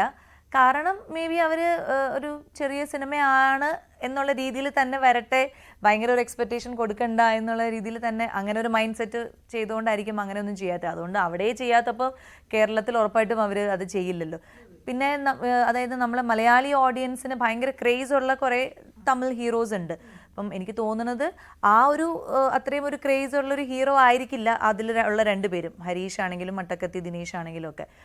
ഇപ്പം ഇവിടേക്ക് വരുമ്പോൾ അവരുടെയൊക്കെ സിനിമ OTT-യിലൂടെയാണ് നമ്മുടെ മലയാളി പ്രേക്ഷകർ കണ്ടിട്ടുള്ളത്. ഇപ്പം അട്ടക്കത്തി ആണെങ്കിലും വിസാരണയാണെങ്കിലും അതൊക്കെ അറിയാം എല്ലാവർക്കും. ഇന്നൊരാൾ ഇപ്പം ലാസ്റ്റ് വന്ന ഉർവശി ചേച്ചിയുടെ കൂടെ വന്ന ഒരു ജയ് ബേബി എന്ന് പറഞ്ഞ മൂവി, അതൊക്കെയാണ് ദിനേശ് സാറിൻ്റെ നമ്മൾ മലയാളീസ് കണ്ടിട്ടുണ്ട്. പക്ഷേ ഒരു തിയേറ്ററിലേക്കുള്ളൊരു പുള്ള് അങ്ങനെ ഇവിടെ ഉണ്ടാവാത്തോണ്ടായിരിക്കും അവർ ഇങ്ങോട്ടേക്ക് ഒരു ശ്രദ്ധ കൊടുക്കാതിരുന്നത്. തമിഴിൽ അവർ ഇതൊരു ചെറിയ സിനിമയായിട്ട് തന്നെ പുറത്ത് വരട്ടെ, അതിൻ്റെ കണ്ടന്റ് എങ്ങനെയാണെന്ന് ആളുകൾ മനസ്സിലാക്കിയിട്ട് തിയേറ്ററിൽ വരട്ടെ എന്ന് വിചാരിച്ചിട്ടായിരിക്കും അവിടെയും ഒരു പ്രൊമോഷൻ കൊടുത്തിട്ടില്ല. റിലീസിൻ്റെ തലേ ദിവസമാണ് അവിടെ പ്രസ് ഷോ വെച്ച് തന്നെ. അപ്പം തലേ ദിവസം പ്രസ് ഷോ വെച്ചു, അതിന് നല്ല റെസ്പോൺസ് കിട്ടിയപ്പോൾ മുതൽ അവിടെ ന്യൂസുകൾ വരാൻ തുടങ്ങി. പേപ്പറിലാണെങ്കിലും അവിടുത്തെ പേപ്പറിൽ, മാഗസിൻസിൽ, TVസിലൊക്കെ വരാൻ തുടങ്ങി. അല്ലെ, ഈ സിനിമയിൽ ഇപ്പൊ ക്രിക്കറ്റ് ആണല്ലോ ഇതിന്റെ ഒരു കോർ. ക്രിക്കറ്റിൽ നമ്മൾ ഫാമിലി കൂടെ മിക്സ് ചെയ്യുന്ന ഒരു സമയത്ത് ഇന്ത്യയെ പ്രത്യേകിച്ച് ഇത് രണ്ടും വർക്കൗട്ട് ആവുന്ന സാധനങ്ങൾ, രണ്ട് വിറ്റ് പോകുന്ന ഒരു സാധനം. ക്രിക്കറ്റിൽ സിനിമയും കൂടി വരികയാണെങ്കിൽ it makes it more easy. പക്ഷേ അതിന്റെ സ്ക്രീൻ പ്ലേ ഡിമാൻഡ് ചെയ്യുന്ന ഒരു സാധനമുള്ളൂ. ഞാൻ ഇതിൽ കോർ കോണ്ടന്റിലോട്ട് പോകുന്നില്ല. പക്ഷേ കമ്മിങ് ബാക്ക് ടു യശോദ, ഈ യശോദ പോർട്രേ ചെയ്യുന്ന ഒരു ദിനേശിനെ നിലയ്ക്ക് നിർത്തുന്ന, അല്ലെങ്കിൽ ഗത്തിനെ നിലയ്ക്ക് നിർത്തുന്ന ഒരു യശോദ ഉണ്ടല്ലോ. അപ്പോൾ ആ Yashoda from the first scene, അതായത് ആ ട്രാക്ടർ ഓടിച്ച് വരുന്നത് അതിൽ തൊട്ട് തന്നെ ഡിമാൻഡിങ് ആണ്. അതായത് ഈ സീൻ എൻ്റെ കയ്യിലാണ്, അതുവരെ ഗത്താണെങ്കിൽ പിന്നെ അത് ടേക്ക് ഓവർ ചെയ്യുന്ന യശോദയാണ്. ആ ടേക്ക് ഓവർ ചെയ്യുമ്പോൾ പ്രത്യേകിച്ച് ഇവിടെ ഇപ്പോൾ സ്വാസിയെ കാണുന്നത് വേറെ രീതിയിൽ, ഇങ്ങനൊരു റോളിൽ വന്നിട്ടില്ല. അവിടെ പോകുമ്പോൾ അത് നമ്മൾ കൺവിൻസ് ചെയ്യിപ്പിക്കണമോ എന്നുള്ളൊരു തോട്ട് ഉണ്ടായിരുന്നു ബാക്ക് ഓഫ് ദ മൈൻഡ്. അതായത് ഇങ്ങനെ ഒരു ക്യാരക്ടർ വരുമ്പോൾ തന്നെ അത് ഒരു ചലഞ്ച് എടുക്കുക എന്നുള്ള രീതിയിൽ തന്നെയാണ് എനിക്ക് തോന്നിയിട്ടുള്ളത്. ഒന്നാമത് അതിൻ്റെ ഒരു ഏജ് ഫാക്ടർ, അതും ഒരു ചലഞ്ചാണ്. ആൻഡ് ഈ പറഞ്ഞ പോലെ ഞാൻ വരുന്ന സീൻസിലെല്ലാം ഞാൻ എന്ന് പറയുന്ന, അല്ലെങ്കിൽ ഞാനല്ല, യശോദ എന്ന് പറയുന്ന ആള് അത് ആ സീൻ കൊണ്ടുപോയിരിക്കണം. കാരണം അവർ പറയുന്ന ഡയലോഗ്സിലാണെങ്കിലും ആൾക്കാർക്ക് അത് ഓക്കെ, ഇവർ പറയുന്നതാണ് പോയിന്റ്, അല്ലെങ്കിൽ അവർ റിയാക്ട് ചെയ്യുന്നതിൽ തെറ്റില്ല എന്നുള്ളതൊക്കെ ഒരു കൺവിൻസിങ് ആയിട്ട് അത് ആ സീനിൽ തോന്നിപ്പിക്കണം. അപ്പം അതൊരു തുടക്കം മുതലേ അതൊരു ചലഞ്ച് തന്നെയായിരുന്നു എനിക്ക്. അപ്പം അതുകൊണ്ട് തന്നെ അത് ഈ ഒരു ക്യാരക്ടർ ഏറ്റെടുക്കാനും നമുക്കൊരു സന്തോഷമാണ്. കാരണം നമ്മൾ ചെയ്യാത്ത ആ ഒരു ടൈപ്പ് ഓഫ് ക്യാരക്ടർ അല്ലാതെ വരുമ്പോൾ നമ്മളും അത് നന്നായിട്ട് ചെയ്യണം. അതിന് വേണ്ടിയിട്ടുള്ള കുറച്ച് ഹോംവർക്ക്സും അല്ലെങ്കിൽ അതിന് വേണ്ടിയിട്ടുള്ളൊരു മെൻ്റൽ പ്രിപ്പറേഷൻ, ആ ഒരു പ്രോസസ്സ് ഉണ്ടല്ലോ, ഒരു ആക്ടറിൻ്റെ പ്രോസസ്സിലേക്കൊക്കെ പോകുന്നതൊക്കെ ഒരു എന്താ പറയുക, ഒരു തരത്തിലൊരു ഭയങ്കര ഹരമായിട്ടുള്ളൊരു സംഭവമായിരുന്നു. അപ്പം ഓരോ പ്രാവശ്യം ഓരോ സീൻ വരുമ്പോഴും ഡയറക്ടറിൻ്റെ ഭാഗത്തും അങ്ങനത്തെ ഒരു സംഭവം എനിക്ക് തരും. അതായത് ഈ സീനിൽ ഇങ്ങനെ തന്നെ പെർഫോം ചെയ്യണം, അല്ലെങ്കിൽ ഈ ഒരു ആറ്റിറ്റ്യൂഡിൽ തന്നെ വേണം നിൽക്കാൻ, ഇതിങ്ങനെ ചെയ്യണം, അതങ്ങനെ ചെയ്യണം, യശോദ ഇങ്ങനെ ആയിരിക്കും. അപ്പോൾ അദ്ദേഹം ഒരു ബാക്ക് സ്റ്റോറി ആയിരിക്കും പറയുക. ആ ബാക്ക് സ്റ്റോറിയിലാണ് ഞാൻ നേരത്തെ പറഞ്ഞ പോലെ ഇവർക്ക് അതായത് ഭർത്താവിനോട് ഇഷ്ടമുണ്ട്, പക്ഷേ അല്ലെങ്കിൽ മറ്റുള്ളവരുടെ മുമ്പിൽ ഭർത്താവിന് വിട്ടുകൊടുക്കാൻ താല്പര്യം അങ്ങനെയൊന്നുമില്ല. പക്ഷേ ഭർത്താവിൻ്റെ മുന്നിൽ ആ ഒരു ദേഷ്യം, അല്ലെങ്കിൽ ആ ഒരു എന്താ പറയുക, ഞാൻ ഭയങ്കര സംഭവമാണ്, അതുകൊണ്ട് മര്യാദയ്ക്ക് ഞാൻ പറയുന്നത് കേട്ടോളണം എന്ന് കാണിക്കുകയാണ്. അയാൾക്കാണെങ്കിൽ തിരിച്ചു മറുപടി പറയാൻ പറ്റാത്ത രീതിയിലുള്ള സംഭവങ്ങളാണ് മൊത്തത്തിൽ ക്രിയേറ്റ് ചെയ്യുന്നത്. അപ്പം അത് തന്നെയാണ് എല്ലാ സീനിലും. തുടക്കത്തിൽ ട്രാക്ടറിൽ വരുന്ന സീനിലാണെങ്കിലും ഇൻ്റർവെല്ലാണെങ്കിലും, ഇൻ്റർവെൽ സമയത്ത് എന്ന് പറഞ്ഞു കഴിഞ്ഞാൽ 2 നായകന്മാരും ഒന്നും മിണ്ടാൻ പറ്റാതെ നിൽക്കുകയാണ്. കാരണം ഞാൻ പറയുന്ന കാര്യം അവർക്കറിയാം അത് കറക്റ്റാണെന്ന്, അല്ലെങ്കിൽ ആ നാട്ടിൽ നിൽക്കുന്ന എല്ലാവർക്കും അറിയാം ഇത് കറക്റ്റാണെന്ന്. അപ്പോൾ എന്നെ എതിർത്ത് സംസാരിച്ച് കഴിഞ്ഞാൽ അത് ശരിയാവില്ല, അത് മൊത്തത്തിൽ പ്രശ്നമാവുന്ന അവർക്ക് അറിയാവുന്നതുകൊണ്ട് എല്ലാവരും അത് സൈലൻ്റായിട്ട് കേൾക്കുകയാണ്. അപ്പം അങ്ങനത്തെ കുറേ സീൻസ് വരുമ്പോൾ എൻ്റെ ഒരു എന്താ പറയുക, ബോഡി ലാംഗ്വേജിൽ തന്നെ ആ ഒരു പവർ കാണിക്കണം എന്നുള്ളത് എപ്പോഴും ഡയറക്ടർ ഇങ്ങനെ നമുക്കിങ്ങനെ പറയുമല്ലോ, മൈൻഡിൽ ഇങ്ങനെ ഫീഡ് ചെയ്യുന്ന പോലെ. അപ്പോൾ അതിങ്ങനെ ഡെയിലി രാവിലെ സെറ്റിൽ ചെല്ലുമ്പോൾ മുതൽ കേൾക്കുന്നതുകൊണ്ടായിരിക്കാം ഒരു എന്താ പറയുക, നമുക്ക് ആ ഒരു ക്യാരക്ടറായിട്ട് വേഷം ഇടുമ്പോൾ തന്നെ ഒരു പവർ വരും. പിന്നെ അദ്ദേഹത്തിന്റെ ഇൻസ്ട്രക്ഷനും കൂടി ആവുമ്പോൾ ഓട്ടോമാറ്റിക്കലി ആ ഒരു ക്യാരക്ടറിലേക്ക് വരാൻ കുറച്ച് ഈസി ആയിരുന്നു എന്ന് എനിക്ക് തോന്നുന്നു. ഈ പടത്തിൽ ഇപ്പം സാധാരണ ഈ ഗെത്ത് അൻപ് ഇവരുടെ ഒരു ഈഗോ ക്ലാഷ്, ഇപ്പം ഞാൻ ഇപ്പം തമിഴസിന്റെ ഒരു ഇന്റർവ്യൂ കണ്ടപ്പോൾ അദ്ദേഹം പറഞ്ഞെന്ന് പറഞ്ഞാൽ ഒരു അയ്യപ്പനും കോശിയും മോഡിലാണ് ഈ സിനിമ മെയിനായിട്ട് ഉദ്ദേശിച്ചത്. പക്ഷെ ഈ അമ്മയും മോളുടെ ഈഗോ ഉണ്ടായിരുന്നു ഇതിനിടയിൽ. കാരണം ഞാൻ ചോദിക്കാൻ കാരണം, ഇപ്പം ഹരീഷ് കല്യാണിന്റെ കാര്യം, ഇപ്പം അൻപ് വന്നിട്ട് ഈ കല്യാണ ആലോചനയ്ക്ക് വേണ്ടിയിട്ട് വീട്ടിൽ വരണം, അന്ന് മാച്ച് നടക്കുന്നുണ്ട്. അപ്പം യശോദ വെല്ലുവിളിക്കണം, വരില്ല എന്നുള്ളത് ഉള്ളിൽ അറിയാം, പക്ഷെ അവൻ വരുന്നുണ്ട്. വന്നിട്ട് അമ്മയുടെ മുന്നിൽ വെച്ച് പറയണ ഇനി നീ കളിക്കാൻ പൊക്കോ, ഇനി എന്നെ ബാധിക്കുന്നൊരു കാര്യമല്ല. അവിടെ വെച്ചാണ് യശോദയ്ക്ക് ആദ്യമായിട്ടൊരു തിരിച്ചടി കിട്ടുന്നത്, like first time in her life എന്ന് പറയുന്ന രീതിയിൽ. അപ്പോഴും ആ സമയത്താണല്ലോ നമുക്കൊരു ചമ്മലിനേക്കാൾ ഉപരി തോറ്റു എന്ന് പറയുന്ന. അതും ഇപ്പം ഈ ഹസ്ബൻഡുമായിട്ടുള്ള വിഷയങ്ങളിലൊന്നും ഒരിക്കലും തോക്കാത്ത യശോദ മോളുടെ മുമ്പിൽ തോക്കുന്ന ഒരു ഇൻസിഡന്റും കൂടി ഉണ്ട്. ലൈക്ക് അതും ഈ സ്ക്രിപ്റ്റിന്റെ ഭാഗമായിട്ട് ആ ഒരു ജേർണിയിൽ മൊത്തത്തിൽ കവർ ചെയ്യുക എന്നുള്ളതാണോ? ലൈക്ക് പോയാൽ തിരിച്ചും കിട്ടുക. അതെ, കാരണം എന്താ വെച്ച് കഴിഞ്ഞാൽ ഈ അമ്മയുടെ തന്നെയാണല്ലോ മോള്. അപ്പോൾ ഡെഫിനറ്റ്ലി ആ അമ്മയുടെ പല ക്യാരക്ടറും, അല്ലെങ്കിൽ ആ അമ്മയുടെ സ്വഭാവം ഈ മകൾക്ക് ഉണ്ടാവും, അതേ ഒരു ആറ്റിറ്റ്യൂഡ് ഉണ്ടാവും. അത് അവരുടെ അച്ഛനും പറയുന്നുണ്ടല്ലോ, മീൻസ് അച്ഛൻ്റെ ദിനേശ് സാറിൻ്റെ ക്യാരക്ടറും പറയുന്നുണ്ട്. അമ്മയാണെങ്കിൽ അവള് ഈ വീട് 2ആക്കി മാറ്റിയേനെ, ഞാൻ പറഞ്ഞുകൊണ്ടാണ് അവള് സൈലന്റ് ആയിട്ടിരിക്കുന്നത്. അപ്പൊ അതിൽ തന്നെ അറിയാം അമ്മയും മോളും തമ്മിൽ ആ ഒരു എന്താ പറയാ, അങ്ങനത്തെ ഒരു സാധനം ഉണ്ട്. ഈഗോ എന്ന് പറഞ്ഞാൽ ദേഷ്യത്തിലുള്ള ഈഗോ അല്ലെങ്കിൽ അങ്ങനെയല്ല, പക്ഷെ അമ്മയും മോളും തമ്മിൽ അങ്ങനെയാണ്. അമ്മ പറഞ്ഞാൽ കേൾക്കില്ല, അതൊരു തൻ്റെ ഇടി തന്നെയാണ്. അപ്പൊ അത് അമ്മയുടെ ഒരു സ്വഭാവം വന്നതായിരിക്കാം. അമ്മ അങ്ങനെ തന്നെയാണല്ലോ, ആര് പറഞ്ഞാലും കേൾക്കില്ല. സോ അമ്മയുടെ അമ്മ പറഞ്ഞിട്ടും കേട്ടില്ല, ഈ കല്യാണം കഴിച്ചു. 12ാം ക്ലാസ്സിൽ ഓടിപ്പോയി കല്യാണം കഴിച്ചത്, അന്ന് യശോദയുടെ അമ്മ പറഞ്ഞത് കേൾക്കാതെ ഓടിപ്പോയി കല്യാണം കഴിച്ചാണല്ലോ. അപ്പോൾ ഇപ്പോഴും അത് തന്നെയാണ് വരുള്ളൂ. അപ്പോൾ അമ്മ വളർത്തിയതുകൊണ്ട് അമ്മയുടെ സ്വഭാവം കുറച്ചെങ്കിലും വരാതിരിക്കില്ല. ആൻഡ് എല്ലാ അമ്മമാരും അങ്ങനെ തന്നെയാണല്ലോ. കുറച്ച് കഴിയുമ്പോൾ നമ്മുടെ മക്കൾക്ക് വേണ്ടിയിട്ട് അവരങ്ങ് കുറേ പറഞ്ഞു നോക്കും, അത് പറ്റില്ല, ഇത് പറ്റില്ല, അങ്ങനെ ഇങ്ങനെ, ഇതാണ് ശരിയാവില്ല, മറ്റേത് ശരിയാവില്ല എന്നൊക്കെ പറയും. പക്ഷേ ഒരു പോയിന്റ് കഴിയുമ്പോൾ, ഇപ്പോൾ അവൾ അന്ന് ഭക്ഷണം കഴിക്കാതെ ആ ചോറ് തട്ടിയിട്ട് പോയപ്പം അവരുടെ അമ്മയ്ക്ക് മനസ്സിലായി ഇത് നമ്മൾ പറഞ്ഞാൽ ശരിയാവില്ല, അവളുടെ മനസ്സ് വേദനിപ്പിക്കുന്ന ഒരു സിറ്റുവേഷനിൽ എത്തിച്ചേർന്നു. പക്ഷെ ഇതിനൊരു പ്രത്യേകമായിട്ട് എന്തായാലും മാറില്ല എന്നുള്ളത് ഫിക്സായി. എന്നിട്ടും അവർ ട്രൈ ചെയ്യാണ്, ഓക്കെ ഒരു പ്രാവശ്യം കൂടി ഒന്ന് വെല്ലുവിളിച്ച് നോക്കാം, വരുമോ വരില്ലേ എന്നുള്ളത്. അപ്പോഴും അവൻ വന്നു. ഇനിയൊന്നും മകളെ പറയാൻ പറ്റില്ല. അപ്പോൾ അവൾ ജയിച്ചു എന്നുള്ളതാണ്. ആ ജയിക്കുന്ന സമയത്ത് ഒരമ്മ എന്ന രീതിയിൽ അത് വിട്ടുകൊടുക്കാൻ എല്ലാ അമ്മമാരും ശ്രമിക്കുമല്ലോ. അപ്പം അതും ഒരു മദർഹുഡിൻ്റെ ഒരു ഇതാണ്. അമ്മമാരായി കഴിഞ്ഞാൽ അങ്ങനെയാണ്, പല കാര്യങ്ങളും ത്യാഗം അല്ലെങ്കിൽ സഹിക്കുക, വിട്ടുകൊടുക്കുക എന്നുള്ളതാണ് അവരുടെ ഒരു ബേസിക് നേച്ചർ. മേ ബി അച്ഛന്മാർ കുറച്ചും കൂടി ചില സ്ഥലത്ത് അരഗൻ്റ് ആയിരിക്കും. പക്ഷെ ഇതിൽ അച്ഛൻ എന്ന് പറഞ്ഞു കഴിഞ്ഞാൽ മോൾക്ക് വേണ്ടി എന്തും ചെയ്യുന്ന അച്ഛനാണ്. അപ്പോൾ ഓൾറെഡി അച്ഛൻ എല്ലാ പെർമിഷനും കൊടുക്കും. ഇനിയിപ്പോൾ അമ്മയ്ക്ക് കൊടുക്കാതിരിക്കാനും പറ്റില്ല. കാരണം അമ്മയും മകളും തമ്മിൽ ഒരു സ്നേഹമുണ്ട്. ഈ ഒരു എന്താ പറയുക, ചെറിയൊരു ഇങ്ങനെ എന്തെങ്കിലും ഇഷ്യൂ വരുമോ ഭാവിയിൽ എന്നുള്ള പേടിച്ചിട്ടാണ് അങ്ങനെ സംഭവിച്ചത്. അപ്പോൾ അതുകൊണ്ട് അവിടെ അവരുടെ ആ ഒരു സംഭവം തോറ്റു കൊടുക്കുന്നത്, ആ ഒരു പോയിന്റിൽ അവരത് എന്ന് പറഞ്ഞെങ്കിലും അതും ഒരു സന്തോഷത്തോടെ സ്വീകരിക്കുന്ന ഒരു അമ്മ തന്നെയാണ്. നേരത്തെ പറഞ്ഞ പോലെ ആ ഷെല്ല് വച്ചിരിക്കുന്നതുകൊണ്ട് നമുക്ക് തോന്നണതാണ് ഓക്കെ മേ ബി ഇവർ വിട്ടുകൊടുക്കില്ല, ഇവർ ഇത് തന്നെ വാശി പിടിക്കും എന്ന്. പക്ഷെ അവരങ്ങനെ ഒരാളല്ല. ഓക്കെ, അല്ല ഇപ്പം പലപ്പോഴും എനിക്ക് ദേഷ്യം തോന്നിയിട്ടുണ്ട്. കാരണം പുള്ളിയുടെ ആസ്പെക്ട് നോക്കുമ്പോൾ പുള്ളി എന്താ ചെയ്യുന്നത്, പുള്ളി ക്രിക്കറ്റ് കളിക്കാൻ പോകുന്നല്ലേ, പുള്ളി വേറെ വലിയ പ്രശ്നമോ ഭാവമോ ഒന്നും ചെയ്യുന്നില്ലല്ലോ. അപ്പം കാരണം നിസ്സഹായമായ ചില ദിനേശ് ഗംഭീരമായിട്ട് കേട്ടിട്ടുണ്ട്. പല സീൻസിലൊക്കെ ആ മുറ്റത്ത് വന്നിരുന്ന നിങ്ങൾ ആഹാരം കഴിക്കുന്ന സീൻസിലൊക്കെ പുള്ളിയുടെ ഒരു നിസ്സഹായാവസ്ഥയാണ്.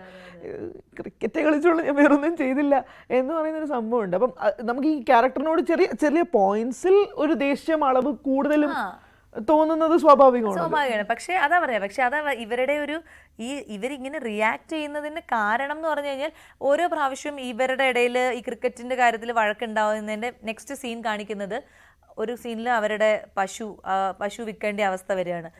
ഒരു സീനിൽ പലിശക്കാരൻ വീട്ടിൽ നിൽക്കുകയാണ്.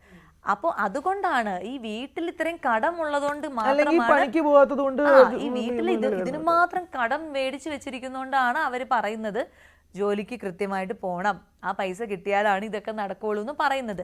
കാരണം ഇപ്പം നമ്മൾ പറയാണ് രണ്ടുപേരും ജോലിക്ക് പോയാലാണ് ഇപ്പോഴത്തെ കാലത്ത് ജീവിതം മുന്നോട്ട് പോകുള്ളൂ എന്ന് പറയുന്ന ആൾക്കാരുണ്ടല്ലോ. അല്ലെങ്കിൽ ഭർത്താവ് ജോലിക്ക് പോയില്ലെങ്കിൽ എന്താ ഭാര്യയ്ക്ക് പോയിക്കൂടെ എന്നാണ്. അതാണ് ഇപ്പോഴത്തെ ഒരു ഇക്വാലിറ്റി എന്ന് പറയുമ്പോൾ നമ്മൾ അങ്ങനെയൊക്കെ പറയും.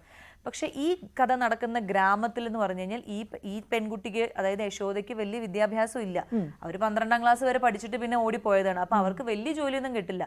അവർ ചെറിയ ചെറിയ ജോലികൾ ചെയ്യുന്നത് എന്താണ്, മേ ബി വല്ല അടുത്ത വീട്ടിൽ ജോലിക്ക് പോകുന്നതുണ്ടാവും, അല്ലെങ്കിൽ ഇതേപോലെ കൃഷി, അവരുടെ വീട്ടിലുള്ള പശു ആട് അതിനെയൊക്കെ മേച്ച് അതിന്റെ പാല് കൊണ്ട് അങ്ങനെ ജീവിക്കുക.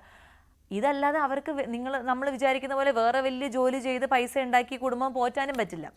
ഇയാൾക്കും 12ാം ക്ലാസ്സിൽ പഠിത്തം നിർത്തിയോണ്ട് ഇയാൾക്കും വലിയ ജോലി കിട്ടില്ല. ആകെ കിട്ടിയ ജോലി പെയിന്റർ അടിയാണ്. അപ്പൊ അതിൽ നിന്ന് കിട്ടുന്ന രൂപ എന്ന് പറഞ്ഞാൽ ഇത്രേ കിട്ടുള്ളൂ. അപ്പൊ ഈ വീട്ടിലെ കൃഷിയും ഇയാളുടെ പൈസയും ഉണ്ടെങ്കിൽ മാത്രമാണ് മോളെ അവർ നഴ്സിങ്ങിനാണ് പഠിപ്പിച്ചിട്ടാണല്ലോ നേഴ്സ് ആയത്. അപ്പൊ അതിൻ്റെതായിട്ടുള്ള കടങ്ങളും ഒക്കെ ഉണ്ടാവും. അപ്പൊ ഇങ്ങനത്തെ ഒരു സിറ്റുവേഷനിൽ നിൽക്കുന്നതുകൊണ്ടാണ് അവർ ഈ ക്രിക്കറ്റിനെ അല്ലെങ്കിൽ ജോലിക്ക് പോകാത്തതിനെ എതിർക്കുന്നത്. അല്ലായിരുന്നെങ്കിൽ ചിലപ്പോൾ അവർ എതിർക്കേണ്ട ആവശ്യമില്ല. അവർ പണ്ട് ചിലപ്പോൾ പ്രേമിച്ച് ഇവർ കല്യാണം കഴിച്ച് ഇവർ അതിനകത്ത് പറയണ്ടല്ലോ ദുബായിക്ക് പോയിന്ന്.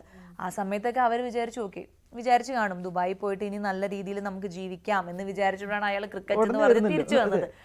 അപ്പോഴും അവർ സ്വീകരിച്ചത് എന്തുകൊണ്ടായിരിക്കും, കുഴപ്പമില്ല ഇവിടെ ജോലിക്ക് പോകുമായിരിക്കും എന്ന് വിചാരിച്ച. അപ്പൊ ചില സിറ്റുവേഷനിൽ നമ്മൾ ഈ പറയുന്ന പോലെ ഇവർ റിയാക്ട് ചെയ്യുന്നതിനൊരു കാരണമുണ്ട്. അത് ഓരോരോ സീനിലും വരുന്നുണ്ട്.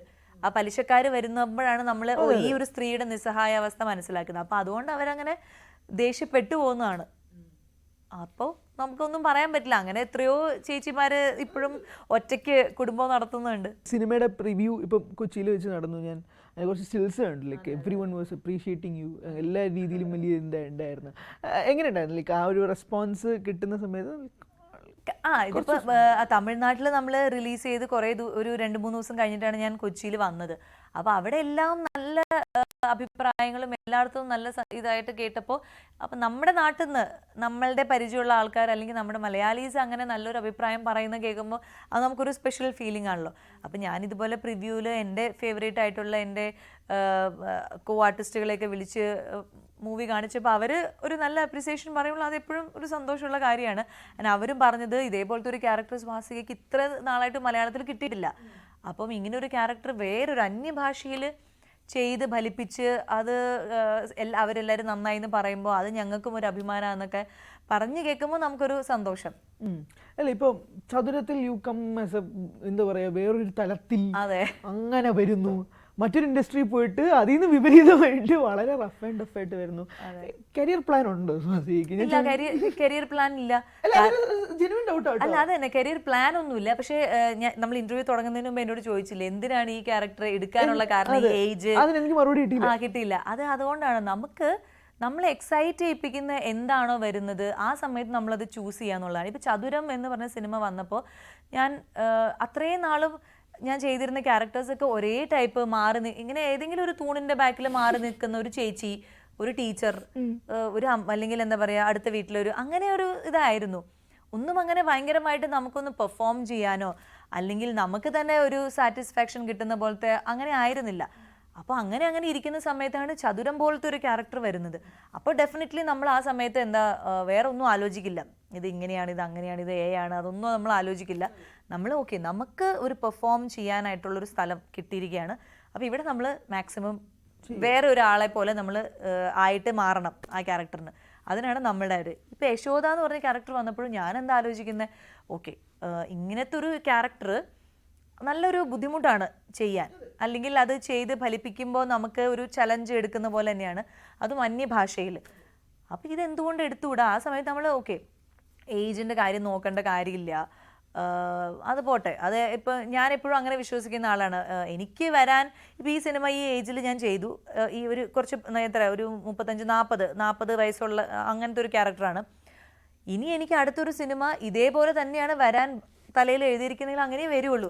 അതിപ്പോ ഞാൻ ഇത് ചെയ്താലും അങ്ങനെ വരുള്ളൂ. ഇല്ല, ഞാൻ അത് ചോദിക്കുന്നേ കാരണം ഇപ്പോൾ നമ്മളിപ്പം തമിഴിലോട്ടോ അല്ലെങ്കിൽ തെലുങ്കിലോട്ടൊക്കെ പോകുന്ന നായികമാരെ കാണുമ്പോഴേക്കും അവർക്ക് അങ്ങനത്തെ ഒരു സ്പേസ് തന്നെ വേണം. ലൈക്ക് നായികയാവണം അവിടെ. We have examples in front of us. ആ ഒരു അത് വേണം. അതിൽ നിന്ന് മാറി ഒരു ട്രാക്ക് മാറ്റി ചെയ്യുന്നതുകൊണ്ടാണ് ഞാൻ ചോദിച്ചത് കരിയർ. അല്ല, അതാണ് ഞാൻ പറഞ്ഞത്. അപ്പൊ ഞാൻ അങ്ങനെ വിശ്വസിക്കുന്ന ആളെന്ന് പറഞ്ഞാൽ ഞാൻ വിചാരിക്കുന്നത് എനിക്ക് വരാനുള്ളതാണെങ്കിൽ ഇപ്പൊ ഈ സിനിമ കഴിഞ്ഞിട്ടും എനിക്ക് ഇതേപോലെ മാത്രമേ അമ്മ ക്യാരക്ടർ വരാനാണ് എന്റെ വിധിയെങ്കിൽ അതങ്ങനെ വരുള്ളൂ. എടുക്കും എന്നുള്ളതല്ല, അത് പറയാൻ പറ്റില്ല. അത് ഓരോ സിനിമ പോലെ ചിലപ്പോൾ ഞാൻ എടുക്കാതെ ഇരിക്കാം, അങ്ങ് വിട്ടുകളയാം. അങ്ങനെയാണ് വരുന്നതെങ്കിൽ ഞാൻ വിചാരിക്കുന്നത് അതാണ് എൻ്റെ വിധി എന്നാണ് വിചാരിക്കുന്നത്. അതല്ല ഇപ്പോൾ ഈ സിനിമ എനിക്ക് വളരെ യാദർശികമായിട്ടാണ് വന്നിട്ട് ഇത്രയും നല്ലൊരു പേര് കിട്ടി. അപ്പോൾ അത് ഈ ഒരു സിനിമയുടെ അല്ലെങ്കിൽ എൻ്റെ ഒരു വിധിയാണിത്. ഈ ഒരു നല്ലൊരു പേര് കിട്ടുക, ഈ സിനിമ സക്സസ് ആവുക എന്നുള്ളതാണ് എൻ്റെ ഒരു ഡെസ്റ്റിനിയിൽ എഴുതിയിരിക്കുന്നത്. അപ്പോൾ അത് ഞാൻ അക്സെപ്റ്റ് ചെയ്ത് ചെയ്യുക എന്നുള്ളതാണ്. ഇപ്പോൾ ചതുരം കഴിഞ്ഞപ്പോഴാണെങ്കിൽ ഇനി ബാക്ക് ടു ബാക്ക് അങ്ങനെ ഗ്ലാമറസ് റോളേ വരുള്ളൂ എന്ന് കുറേ പേര് പറഞ്ഞു. പക്ഷെ അങ്ങനെയല്ല. ഞാൻ അതിനുശേഷം വിവേകാനന്ദൻ വൈറലാണെന്ന് പറഞ്ഞ് കമൽ സാറിൻ്റെ സിനിമ ചെയ്തപ്പോൾ വേറെ തരത്തിലൊരു സിനിമ ചെയ്തത്. അപ്പോൾ നമുക്ക് എന്താണോ വരാനിരിക്കുന്നത് അത് അങ്ങനെ ഇങ്ങനെ വന്നുകൊണ്ടിരിക്കും. അല്ല, അതിനുശേഷം അങ്ങനത്തെ റോളായിട്ട് വന്നിട്ടുണ്ടോ? ഇല്ല, വന്നിട്ടില്ല. ഒന്നും വന്നിട്ടില്ല. അല്ലല്ല, റിജക്ട് ചെയ്ത് അങ്ങനത്തെ സിനിമയെ വന്നിട്ടില്ല. എല്ലാം വന്നിരിക്കുന്നത് എഗെയിൻ വന്നിരിക്കുന്നത് ഏതാ? പഴയ ചേച്ചി, പഴയ തൂണച്ചാരി നിൽക്കുന്ന ചേച്ചിയാണ് പിന്നെയും വന്നിരിക്കുന്നത് ചതുരം കഴിഞ്ഞിട്ടും. അപ്പൊ ഞാനത് വേണ്ടാന്ന് വെച്ചിട്ട് ഞാൻ റിജക്ട് ചെയ്തു. ഞാൻ കമൽ സാറിന്റെ മൂവി പിന്നെ നല്ലൊരു ക്യാരക്ടർ ആയതുകൊണ്ട് അത് ഞാൻ എടുത്തു. ബാക്കിയുള്ളതൊക്കെ വന്നിരിക്കുന്നത് അങ്ങനെ ആയതുകൊണ്ട് പിന്നെ ചെയ്തില്ല. അപ്പം ഞാൻ ഭയങ്കര ഇമേജ് കോൺഷ്യസ് ഒന്നും അല്ല. നമുക്ക് മാറ്റി ചെയ്യാനായിട്ട് എപ്പോഴെങ്കിലും ഇനി ഇതുപോലെ തന്നെ ഒരു മാറ്റി ചെയ്യാനായിട്ടുള്ളൊരു അവസരം കിട്ടുമ്പോൾ അങ്ങ് ചെയ്യുക. ഇനി കിട്ടിയില്ലെങ്കിൽ അങ്ങനെ നിൽക്കുക, അത്ര തന്നെ. നമ്മളായിട്ട് അങ്ങനെ പ്ലാൻ ചെയ്ത് ഭയങ്കരമായിട്ട് ഞാൻ ഇങ്ങനെ ചെയ്യുള്ളൂ അല്ലെങ്കിൽ ഞാൻ ഇതേ ചെയ്യുള്ളൂ അങ്ങനെയില്ല. അല്ലാതെ നായികയായിട്ട് മാത്രം അങ്ങനെയുമില്ല, അങ്ങനെയില്ല, അങ്ങനെയൊന്നുമില്ല. അല്ല, അതൊരു ബോൾഡ് സ്റ്റേറ്റ്മെന്റ് ആയിട്ട് എനിക്ക് ഫീൽ ചെയ്യുന്നു. നായികയായിട്ട് മാത്രമേ ചെയ്യുള്ളൂ എന്നുള്ളത് ആദ്യം മുതലേ എന്റെ ഇതുണ്ടായിരുന്നു. അല്ല, പക്ഷെ നമ്മളൊരു നായികയായി കഴിഞ്ഞു കഴിഞ്ഞാൽ പിന്നെ നമുക്ക് അതാ പറഞ്ഞ അങ്ങനെയാണെങ്കിൽ ഇപ്പം നമുക്ക് തന്നെ തോന്നണം. ഇപ്പൊ നായികയാണെങ്കിൽ പോലും ബാക്ക് ടു ബാക്ക് ഒരേപോലത്തെ നായിക ചെയ്തിട്ടും കാര്യമില്ല. അത് നമുക്ക് തന്നെ ഒരു സന്തോഷമില്ല. ഇപ്പൊ ഞാൻ പറയുകയാണെങ്കിൽ എന്താ പറയാ, ഇപ്പോൾ റീസെൻ്റ്ലി നമ്മൾ കുറച്ച് മലയാള സിനിമയിൽ കാണുമ്പോൾ അതിലും നായികമാരെന്ന് പറഞ്ഞു കഴിഞ്ഞാൽ ഭയങ്കരമായിട്ടുള്ള ഒരു പെർഫോമൻസ് സ്പേസ് ഒന്നും ആ നായികമാർക്ക് ഇല്ല. അതന്നെ. അപ്പോൾ അങ്ങനെ നോക്കിയിട്ടും 1-2 മൂവി നമ്മൾ ചെയ്തു, ആ നായിക എന്ന് പറയുന്ന ഒരു പൊസിഷൻ കിട്ടിയെന്നല്ലാതെ നമ്മൾ അഭിനയിക്കുന്ന ആ സ്ഥലത്ത് നമുക്കൊരു മടുപ്പ് തോന്നും കുറച്ച് കഴിയുമ്പോൾ. എന്നും ഒരേപോലെ തന്നെ പാട്ട് വരുമ്പോൾ ഡാൻസ് ചെയ്യുക, അല്ലെങ്കിൽ എപ്പോഴും ഒരേപോലെ ഒരു ബബ്ലി പ്രേമം അങ്ങനെ പോവുക, അത് മേ ബി പൈസ ഉണ്ടാക്കാനും അല്ലെങ്കിൽ ഒരു പേര് ഓക്കെ നായിക അതൊക്കെ ഓക്കെ ആയിരിക്കും. പക്ഷെ ഒരു ആർട്ടിസ്റ്റ് എന്നുള്ള രീതിയിൽ നമ്മുടെ ഉള്ളിലുള്ളൊരു സോളിന് ഹാപ്പിനെസ് കിട്ടണമെങ്കിൽ ഇതേപോലെയുള്ള വേഴ്സറ്റൈലായിട്ടുള്ള ക്യാരക്ടേഴ്സ് ചെയ്യണം എന്നാണ് ഞാൻ വിശ്വസിക്കുന്നത്. അപ്പോൾ അതുകൊണ്ട് തന്നെ എന്താ പറയുക, എല്ലാ നായികമാർക്കും എപ്പോഴും എല്ലാ തരത്തിലുള്ള കാര്യം ചെയ്യാനുള്ള സ്കോപ്പില്ല. അങ്ങനെ കിട്ടുന്നവരുണ്ട്. ഇപ്പം മഞ്ജു ചേച്ചിയൊക്കെ ചെയ്തപ്പം അങ്ങനെ കിട്ടി, പാർവതി ചെയ്തപ്പോൾ അങ്ങനെ കിട്ടി, ഉർവശി ചേച്ചി പണ്ട് ചെയ്തപ്പോൾ, ശോഭന മാം ചെയ്തപ്പോൾ അത് കിട്ടുന്നുണ്ട്. എല്ലാവർക്കും അങ്ങനെ കിട്ടുന്നില്ല എന്നാണ് പറഞ്ഞത്. അപ്പം അത് ഓരോരുത്തരുടെ, അതാ ഞാൻ പറഞ്ഞത്, അത് ഓരോരുത്തരുടെ ഒരു നിയോഗം പോലെ ഇരിക്കും. ഹരികൃഷ്ണനൊപ്പമാണ് സ്വാസിക വിശേഷങ്ങളുമായി ചേർന്നത്. എന്തായാലും ആ ഇന്റർവ്യൂവിന്റെ പ്രസക്ത ഭാഗങ്ങളാണ് പ്രേക്ഷകർക്ക് മുമ്പിലേക്ക് മോർണിംഗ് വൈബ്സിൽ എത്തിച്ചത്. നമ്മൾ മറ്റൊരു പ്രധാനപ്പെട്ട വാർത്തയിലേക്ക് കടക്കുകയാണ്. ADGP MR അജിത് കുമാറിനെതിരായ റിപ്പോർട്ടിന്റെ വിശദാംശങ്ങൾ അറിയിക്കാൻ DGP സമയം തേടി. DGP ഇന്ന് മുഖ്യമന്ത്രിയെ കണ്ടേക്കും. വൈകിട്ട് DGP ഡൽഹിക്ക് പോകും മുമ്പ് മുഖ്യമന്ത്രിയെ കാണാനാണ് ശ്രമം. അതേസമയം അജിത് കുമാറിനെതിരായ റിപ്പോർട്ടിൽ കണ്ടെത്തലുകൾ മാത്രമാണ് ഉൾപ്പെടുത്തിയിട്ടുള്ളത്. കാര്യമായ ശുപാർശകൾ DGP ഒഴിവാക്കിയിട്ടുണ്ട്. വിവരങ്ങളുമായി VV വിനോദ് ചേരുന്നു. വിനോദ്, ഈ സമയം കൂടുതൽ ആവശ്യപ്പെടുന്നു DGP, മുഖ്യമന്ത്രിയെ നേരിട്ട് കാണാൻ ആലോചിക്കുന്നു. അതോടൊപ്പം കാര്യമായ ശുപാർശകൾ ADGPക്കെതിരായി എന്ത് നടപടി സ്വീകരിക്കണം എന്നതടക്കമുള്ളതിൽ ശുപാർശകളൊന്നും വെക്കുന്നില്ല എന്ന് പറയുമ്പോൾ ഈ നടപടി അത് ഇന്നുണ്ടാകില്ല എന്നുള്ള കാര്യത്തിലേക്കാണോ നീങ്ങുന്നത്? അറിയാം, നടപടി ഇന്നുണ്ടാകുമോ ഇല്ലയോ എന്നത് വ്യക്തമല്ല. പക്ഷെ DGPയുടെ ഇപ്പോഴത്തെ നടപടികളിൽ എന്തെങ്കിലും അസ്വാഭാവികതയില്ല. കാരണം സാധാരണ നിലയിൽ അന്വേഷിച്ച് റിപ്പോർട്ട് നൽകുക എന്നതാണ്. അതിൽ ഒരുപക്ഷെ ചില ഉദ്യോഗസ്ഥർ അതിന്റെ ശുപാർശ കൂടി വയ്ക്കും, അല്ലെങ്കിൽ ശുപാർശയില്ലാതെ കണ്ടെത്തലുകൾ മാത്രമായുള്ള റിപ്പോർട്ട് നൽകാം. അതിലെന്തെങ്കിലും അസ്വാഭാവികതയില്ല. കാരണം ADGPക്കെതിരെ എന്ത് നടപടിയെടുക്കണം എന്നത് ഒരുപക്ഷെ DGPക്ക് ശുപാർശ ചെയ്യാൻ കഴിയില്ല. അത് ആഭ്യന്തര വകുപ്പും മുഖ്യമന്ത്രിയും ഒക്കെയാണ് തീരുമാനിക്കേണ്ടത്. ഇപ്പോൾ കൂടുതൽ സമയം എന്നത് റിപ്പോർട്ടിന്മേലുള്ള നടപടികൾക്കുള്ള കൂടുതൽ സമയമല്ല, കൂടിക്കാഴ്ചയ്ക്കുള്ള ഒരു സമയമാണ് ആവശ്യപ്പെട്ടിരിക്കുന്നത്. റിപ്പോർട്ട് ഇതിനകം തന്നെ പൂർത്തിയാവുകയും അത് ആഭ്യന്തര സെക്രട്ടറിക്ക് കഴിഞ്ഞ ദിവസം തന്നെ കൈമാറുകയും ചെയ്തിരുന്നു. അതുകൊണ്ട് തന്നെ റിപ്പോർട്ടിന്മേൽ ഇനി കൂടുതൽ നടപടികൾക്ക് സമയം ആവശ്യപ്പെട്ടു എന്ന നിലയ്ക്കല്ല, മറിച്ച് ഇന്ന് DGP വൈകിട്ടോടുകൂടി ഡൽഹിക്ക് പോകുന്നുണ്ട്. കേന്ദ്ര സർക്കാർ വിളിച്ച യോഗമുണ്ട്, DGPമാരുടെ മറ്റും യോഗമുണ്ട്. ആ യോഗത്തിൽ പങ്കെടുക്കുന്നതിന് വേണ്ടിയാണ് DGP പോകുന്നത്, സംസ്ഥാനത്ത് നിന്ന് പോകുന്നത്. അതിനു മുൻപ് ആശയവിനിമയം എന്ന നിലയ്ക്ക് മുഖ്യമന്ത്രിയുമായി ഒരു കൂടിക്കാഴ്ച, അതിനാണ് ഇപ്പോൾ സമയം തേടിയിട്ടുള്ളത്. ഒരു പക്ഷേ അതിന് സമയം ലഭിച്ചാലും ഇല്ലെങ്കിലും മുഖ്യമന്ത്രിക്ക് റിപ്പോർട്ട് മുഖ്യമന്ത്രിയുടെ കൈകളിലേക്ക് ഇന്നെത്തും. അതിൽ ശുപാർശയുടെ കാര്യം, അത് വീഴ്ചകൾ കൃത്യമായി പറയുന്നുണ്ട്. അതായത് RSS നേതാക്കളുമായി നടത്തിയ കൂടിക്കാഴ്ചയിൽ വ്യക്തമായ വിശദീകരണമില്ല. തൃശൂർ പൂര സമയത്ത് അവിടെ ഉണ്ടായിട്ടും ആ പ്രശ്നം പരിഹരിക്കുന്നതിന് ADGP ഇടപെട്ടില്ല തുടങ്ങി കാര്യങ്ങളെല്ലാം തന്നെ വീഴ്ചകൾ ഈ റിപ്പോർട്ടിന്റെ ഭാഗമായി കൃത്യമായി എടുത്തു പറയുന്നുണ്ട് എന്നാണ് നമുക്ക് മനസ്സിലാകുന്നത്. പക്ഷേ എന്ത് നടപടി വേണം, അത് ഒരുപക്ഷെ DGPക്ക് ശുപാർശ ചെയ്യാൻ കഴിയില്ല. ADGPക്കെതിരെ എന്ത് നടപടി എടുക്കണമെന്നത് അത് സർക്കാർ തലത്തിൽ തീരുമാനിക്കേണ്ട കാര്യമാണ്. അതുകൊണ്ട് തന്നെയാകും അത്തരത്തിലുള്ള ശുപാർശകളില്ലാത്തത്. ഏതായാലും മുഖ്യമന്ത്രിയുമായി കൂടിക്കാഴ്ച നടത്തുന്നതിന് വേണ്ടി ഇപ്പോൾ DGP സമയം തേടിയിട്ടുണ്ട്. അറിയാം, തീർച്ചയായും VV വിനോദാണ് വിവരങ്ങൾ നൽകിയത്. എന്തായാലും ADGP MR അജിത് കുമാറിനെതിരായ റിപ്പോർട്ടിന്റെ വിശദാംശങ്ങൾ അറിയിക്കാൻ DGP സമയം തേടിയിരിക്കുകയാണ്. DGP ഇന്ന് മുഖ്യമന്ത്രിയെ കണ്ടേക്കും. വൈകിട്ട് DGP ഡൽഹിക്ക് പോകും മുമ്പ് മുഖ്യമന്ത്രിയെ കാണാനാണ് ശ്രമം. VV വിനോദാണ് വിശദാംശങ്ങൾ നൽകിയത്. നമ്മൾ മറ്റൊരു പ്രധാനപ്പെട്ട വാർത്തയിലേക്ക് കടക്കുമ്പോൾ നമ്മൾ ഇന്റർനാഷണൽ വാർത്തകളാണ് പരിശോധിക്കാൻ പോകുന്നത്. നമുക്കറിയാം, ഇസ്രയേലിന്റെ ഭാഗത്ത് നിന്ന് ലെബനനിൽ അടക്കം ഉണ്ടാകുന്ന ആക്രമണം, അതോടൊപ്പം തിരികെ ഉണ്ടാകുന്ന തിരിച്ചടികൾ ഒക്കെ അത് എത്രത്തോളം ഭീകരമായ സാഹചര്യങ്ങളിലേക്കാണ് പശ്ചിമേഷ്യയെ കൊണ്ടെത്തിക്കുന്നത് എന്നുള്ളത് നമുക്കറിയാവുന്ന കാര്യമാണ്. ആ വാർത്തയുടെ വിശദാംശങ്ങളിലേക്കാണ് നമ്മൾ കടക്കുന്നത്. ലെബനനിൽ ആക്രമണം ശക്തമാക്കി ഇസ്രായേൽ. ഇന്നലെ രാത്രിയും അതിശക്തമായ ബോംബാക്രമണം ഉണ്ടായതായി റോയിറ്റേഴ്സ് റിപ്പോർട്ട് ചെയ്തു. ഇതുവരെ 500ഓളം ഹിസ്ബുള്ള അനുയായികളെ വധിച്ചെന്നാണ് IDFന്റെ അവകാശവാദം. തങ്ങളുടെ 9 സൈനികർ കരയുദ്ധത്തിൽ കൊല്ലപ്പെട്ടതായും ഇസ്രായേൽ അറിയിച്ചു. ഹമാസ് ഇസ്രായേൽ യുദ്ധം തുടങ്ങിയിട്ട് 1 വർഷം പൂർത്തിയാകുന്ന വേളയിൽ കൂടുതൽ ശക്തമായ യുദ്ധമുറകളിലേക്ക് കടക്കാൻ തയ്യാറെടുക്കുകയാണ് ഇസ്രായേൽ എന്നുള്ള റിപ്പോർട്ടുകളാണ് വരുന്നത്. രഞ്ജിത്ത് രാമചന്ദ്രൻ നമുക്കൊപ്പം വിശദാംശങ്ങളുമായി ചേരുകയാണ്. രഞ്ജിത്ത്, പശ്ചിമേഷ്യ അതീവ ദുഷ്കരമായ സാഹചര്യങ്ങളിലേക്ക് നീങ്ങുകയാണ് ഓരോ ദിവസവും കഴിയും തോറും. അതിൽ ഈ ഒക്ടോബർ 7 എന്ന് പറയുന്ന ദിവസത്തിന്റെ പ്രാധാന്യത്തെക്കുറിച്ച് നമ്മളിപ്പോൾ വളരെ കാര്യമായി ചർച്ച ചെയ്യുന്ന വേള കൂടിയാണ്. ഇന്ന് ഒക്ടോബർ 6 കൂടുതൽ ശക്തമായ ആക്രമണത്തിലേക്ക് ഇസ്രായേൽ കടക്കാൻ പോകുന്ന മണിക്കൂറുകളാണ് നമുക്ക് മുന്നിലുള്ളത് എന്നുള്ളതാണോ മനസ്സിലാക്കേണ്ടത്? തീർച്ചയായും ഇസ്രായേൽ ഒരു പ്രത്യേകത എന്ന് പറഞ്ഞാൽ കഴിഞ്ഞ വർഷം 7-ാം തീയതിയാണ് ഈ സമാനമായ ഒരാക്രമണം ആരംഭിച്ചത് എന്നുള്ളതാണ്. കാരണം ഹമാസിൻ്റെ അപ്രതീക്ഷിതമായ ഒരാക്രമണം ഇസ്രായേൽ നേരെ ഉണ്ടാകുന്നു. തുടർന്ന് അന്ന് മുതൽ തന്നെ ഇസ്രായേലിൻ്റെ തിരിച്ചടി ആരംഭിച്ചു എന്നുള്ളതാണ്. അത് ശക്തമായ ആക്രമണമാണ് കഴിഞ്ഞ 1 വർഷമായി നമുക്കറിയാം ഗസയിലും മറ്റും നടക്കുന്നത് എന്നുള്ളത് അറിയാം. ഹമാസിൻ്റെ ഏതാണ്ട് 80% ആളുകളെയും ഇസ്രായേൽ ഇല്ലാതാക്കി, 80% അവരുടെ ശക്തിയും ക്ഷയിപ്പിച്ചു എന്നാണ് അവകാശവാദം. പക്ഷേ 110ഓളം ഇസ്രായേലിലെ പൗരന്മാർ ഹമാസിന്റെ തടങ്കലിലുണ്ട്. അതുകൊണ്ട് തന്നെ അവരെ രക്ഷിക്കാനുള്ള ശ്രമങ്ങൾ ഇസ്രായേൽ ഇപ്പോഴും നടത്തുകയാണ്. അതിനുള്ള ശ്രമങ്ങളിലാണ് ഇസ്രായേൽ. ഇതിനിടയിലാണ് ഹിസ്ബുള്ളയ്ക്ക് നേരെയും ഹൂതികൾക്ക് നേരെയുമുള്ള ആക്രമണം ഇസ്രായേൽ ശക്തമാക്കിയത് എന്നുള്ളതാണ്.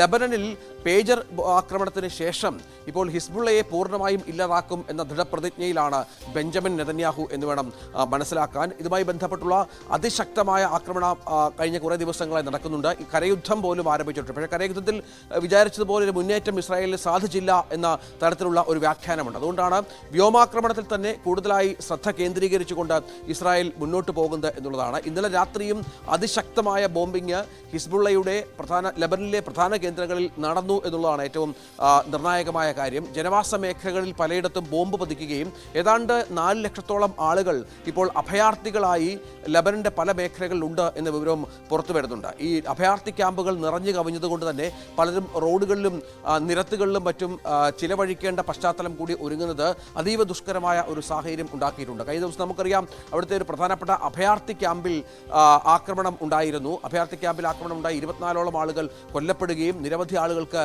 പരിക്കേൽക്കുകയും ചെയ്ത പശ്ചാത്തലമുണ്ടായിരുന്നു. ഇതിനിടയിലാണ് ഈ ഹിസ്ബുള്ള നേതാക്കൾ അനുയായികൾ പലരും ഈ ആശുപത്രികൾ ഒളിസങ്കേതങ്ങളായി സ്വീകരിച്ചിട്ടുണ്ട് എന്ന വിവരം കൂടി പുറത്തു വരുന്നത്. ഇതിന്റെ അടിസ്ഥാനത്തിൽ ആശുപത്രികൾ കേന്ദ്രീകരിച്ച ആക്രമണം ഇസ്രായേൽ ആരംഭിച്ചു കഴിഞ്ഞു. ഇതുമായി ബന്ധപ്പെട്ട ഈ ലബനനിലെ വിവിധ ആശുപത്രികൾ അടച്ചു എന്ന വിവരവും ഈ ഘട്ടത്തിൽ പുറത്തു വരുന്നുണ്ട്. ആര്യ, മറ്റൊന്ന് അമേരിക്കൻ പ്രസിഡന്റ് തെരഞ്ഞെടുപ്പിൽ മത്സരിക്കുന്ന നമുക്കറിയാം ഡൊണാൾഡ് ട്രംപ് കഴിഞ്ഞ ദിവസം നടത്തിയ പ്രസ്താവന ഏറെ ശ്രദ്ധേയമായിരുന്നു. ഇറാന്റെ ആണവ കേന്ദ്രങ്ങൾ ആക്രമിക്കണം എന്നാണ് ഡൊണാൾഡ് ട്രംപ് ആഹ്വാനം ചെയ്തത്. അതിനുള്ള സഹായം അമേരിക്കയുടെ ഭാഗത്തു നിന്നുണ്ടാകും എന്ന് പറയുന്നു. അമേരിക്കൻ പ്രസിഡന്റിന്റെ ഇതുമായി ബന്ധപ്പെട്ട നിലപാടിൽ നിന്ന് വ്യത്യസ്തമായാണ് ട്രംപ് ഈ നിലപാട് സ്വീകരിച്ചിരിക്കുന്നത്. അത് ഇസ്രായേലിന് കുറച്ചുകൂടി ഒരു ആക്രമണത്തിനുള്ള ഊർജ്ജം പകർന്നു നൽകിയിട്ടുണ്ട് എന്നാണ് മനസ്സിലാകുന്നത്. നാളെയാണ് 7-ാം തീയതി എന്ന അത് നിർണായകമായ ദിവസം. നാളെ ഒരു പക്ഷേ ഇറാനിൽ ആക്രമണം നടത്താനുള്ള സാധ്യതകൾ തള്ളാനാവില്ല. അങ്ങനെയും ചില സൂചനകളുണ്ട്. അത്തരത്തിലുള്ള നീക്കങ്ങൾ കൂടിയുണ്ട്. കൂടുതൽ സൈനികരെ അമേരിക്ക ഇസ്രായേലിന് ഭാഗമായി സഹായത്തിനുമായി അയക്കുന്നു എന്ന വിവരങ്ങളടക്കം പുറത്തുവരുന്ന പശ്ചാത്തലമുണ്ട്. വിവിധ രാജ്യങ്ങൾ തങ്ങളുടെ പൗരന്മാരോട്, ഇറാനിലുള്ള പൗരന്മാരോട് ജാഗ്രതാ നിർദ്ദേശം നൽകിയിട്ടുണ്ട്. അങ്ങനെ എല്ലാ തലത്തിലുമുള്ള ആക്രമണത്തിനുള്ള വഴി ഒരുങ്ങുന്നു എന്ന സൂചനകൾ പുറത്തു വരുമ്പോൾ എന്താണ് സംഭവിക്കുക എന്നത് ലോകരാജ്യങ്ങൾക്ക് ഒരു പ്രധാനപ്പെട്ട ആശങ്കയായി മാറിയിട്ടുണ്ട്. എണ്ണ സംഭരണികളും ആണവ കേന്ദ്രങ്ങളും മറ്റും ആക്രമിക്കുന്ന ഒരു പശ്ചാത്തലം ഒരുങ്ങി വന്നാൽ അത് യുദ്ധത്തിന്റെ ഗതി മാറ്റും, ആക്രമണത്തിന്റെ ഗതി മാറ്റും. അത് വലിയ തോതിലുള്ള പ്രത്യാഘാതങ്ങളിലേക്ക് മുന്നോട്ട് കൊണ്ടുപോകും. അത് ഇസ്രായേലിനെയോ ലബനനിലെയോ ഇറാനെയോ മാത്രമല്ല ലോകരാജ്യങ്ങളെ ഒട്ടാകെ ബാധിക്കുന്ന തലത്തിലേക്ക് മാറുന്നൊരു സാഹചര്യം. നമ്മുടെ നെഞ്ചിടിപ്പേറ്റുന്ന വിവരങ്ങളും സൂചനകളും ഒക്കെയാണ് നമുക്ക് അവിടെ നിന്ന് ലഭിക്കുന്നത്. അവിടെയുള്ള ഇന്ത്യക്കാരെ സംബന്ധിച്ച്, മലയാളികളെ സംബന്ധിച്ചൊക്കെ നമുക്ക് വലിയ ആശങ്കയുണ്ട്. അവർക്ക് ഇന്ത്യൻ എംബസി നൽകുന്ന കൃത്യമായി ജാഗ്രതാ നിർദ്ദേശങ്ങൾ അടക്കം നൽകുന്നുണ്ടോ? നമ്മൾ നിരന്തരം അവരുമായിട്ടൊക്കെ ബന്ധപ്പെടുന്നുണ്ട്. അവരെന്താണ് അവിടുത്തെ സാഹചര്യത്തെക്കുറിച്ച് പറയുന്നത്? സുരക്ഷിതരാണ് എന്നാണോ? തീർച്ചയായും ഇറാനിലടക്കം നിരവധി ആളുകൾ വിവിധ കമ്പനികളിലായി മലയാളികളും ഇന്ത്യക്കാരും അടക്കം ജോലി ചെയ്യുന്നുണ്ട്. ഇവർക്കൊക്കെ എംബസിയുമായി ബന്ധപ്പെടാനുള്ള ഹെൽപ്പ് ലൈൻ നമ്പർ അടക്കം നൽകിയിട്ടുണ്ട് എന്നാണ് മനസ്സിലാകുന്നത്. എന്തെങ്കിലും തരത്തിലുള്ള സുരക്ഷാ പ്രശ്നങ്ങൾ ഉണ്ടായാൽ അവർ എത്രയും പെട്ടെന്ന് ആ സുരക്ഷിതരായി മാറണം എന്നുള്ള നിർദ്ദേശം എംബസി നൽകിയിട്ടുണ്ട് എന്നുള്ള വിവരങ്ങൾ പുറത്തു വരുന്നുണ്ട്. ഒപ്പം മറ്റ് ലോകരാജ്യങ്ങളും അമേരിക്ക അടക്കമുള്ള രാജ്യങ്ങളും തങ്ങളുടെ പൗരന്മാരോട് അതീവ ജാഗ്രത പാലിക്കണം എന്ന നിർദ്ദേശം നൽകിയിട്ടുണ്ട്. അത്തരത്തിലുള്ള ചില നടപടിക്രമങ്ങൾ കൂടി മുന്നോട്ട് പോകുന്നുണ്ട്. ഏതായാലും ഇന്നും നാളെയും ഒക്കെ നിർണായക എന്താണ് ഇസ്രായേലിന്റെ പദ്ധതി എന്നുള്ളതാണ് ഇനി കാത്തിരുന്നു കാണേണ്ടത്. ആക്രമണം തന്നെയാണ് എങ്കിൽ എന്തായാലും ഇറാന്റെ 181 മിസൈലുകളാണ് നമുക്കറിയാം ഇസ്രായേൽ പതിച്ചത്. അതിൽ തിരിച്ചടി നൽകും, അതിനുള്ള അവകാശം തങ്ങൾക്കുണ്ട് എന്ന് ബെഞ്ചമിൻ നെതന്യാഹു തുടർച്ചയായി പറയുന്നുണ്ട്. തങ്ങളുടെ സുരക്ഷിതത്തെ ബാധിക്കുന്ന തരത്തിൽ ഒരു രാജ്യം തങ്ങൾക്ക് നേരെ വന്നാൽ അവരെ ഇല്ലാതാക്കുമെന്ന് പറയുന്നുണ്ട്. ഇപ്പോൾ ഹിസ്ബുള്ളയ്ക്ക് നേരെ, ഹൂതികൾക്ക് നേരെ, സിറിയയിലെ പ്രധാനപ്പെട്ട ശത്രുക്കൾക്ക് നേരെയൊക്കെയുള്ള മറ്റു രാജ്യങ്ങൾ നോക്കിക്കാണുമെന്ന കാര്യത്തിലൊക്കെ ഇപ്പോഴും ഒരു വ്യക്തത വന്നിട്ടില്ല. തീർച്ചയായും വളരെ കലുഷിതമായ സാഹചര്യങ്ങളിലേക്ക് പശ്ചിമേഷ്യ കടക്കുന്നു എന്നുള്ളതാണ്. രഞ്ജിത്ത് രാമചന്ദ്രനാണ് വിശദാംശങ്ങൾ നൽകിയത്. നമ്മളൊരു ഇടവേളയിലേക്ക് പോവുകയാണ്. ഇടവേളയ്ക്ക് ശേഷം അതിവേഗം വാർത്തകൾ നോക്കാം. ഫാസ്റ്റ് ന്യൂസുമായി കൃഷ്ണേന്ദു എത്തും.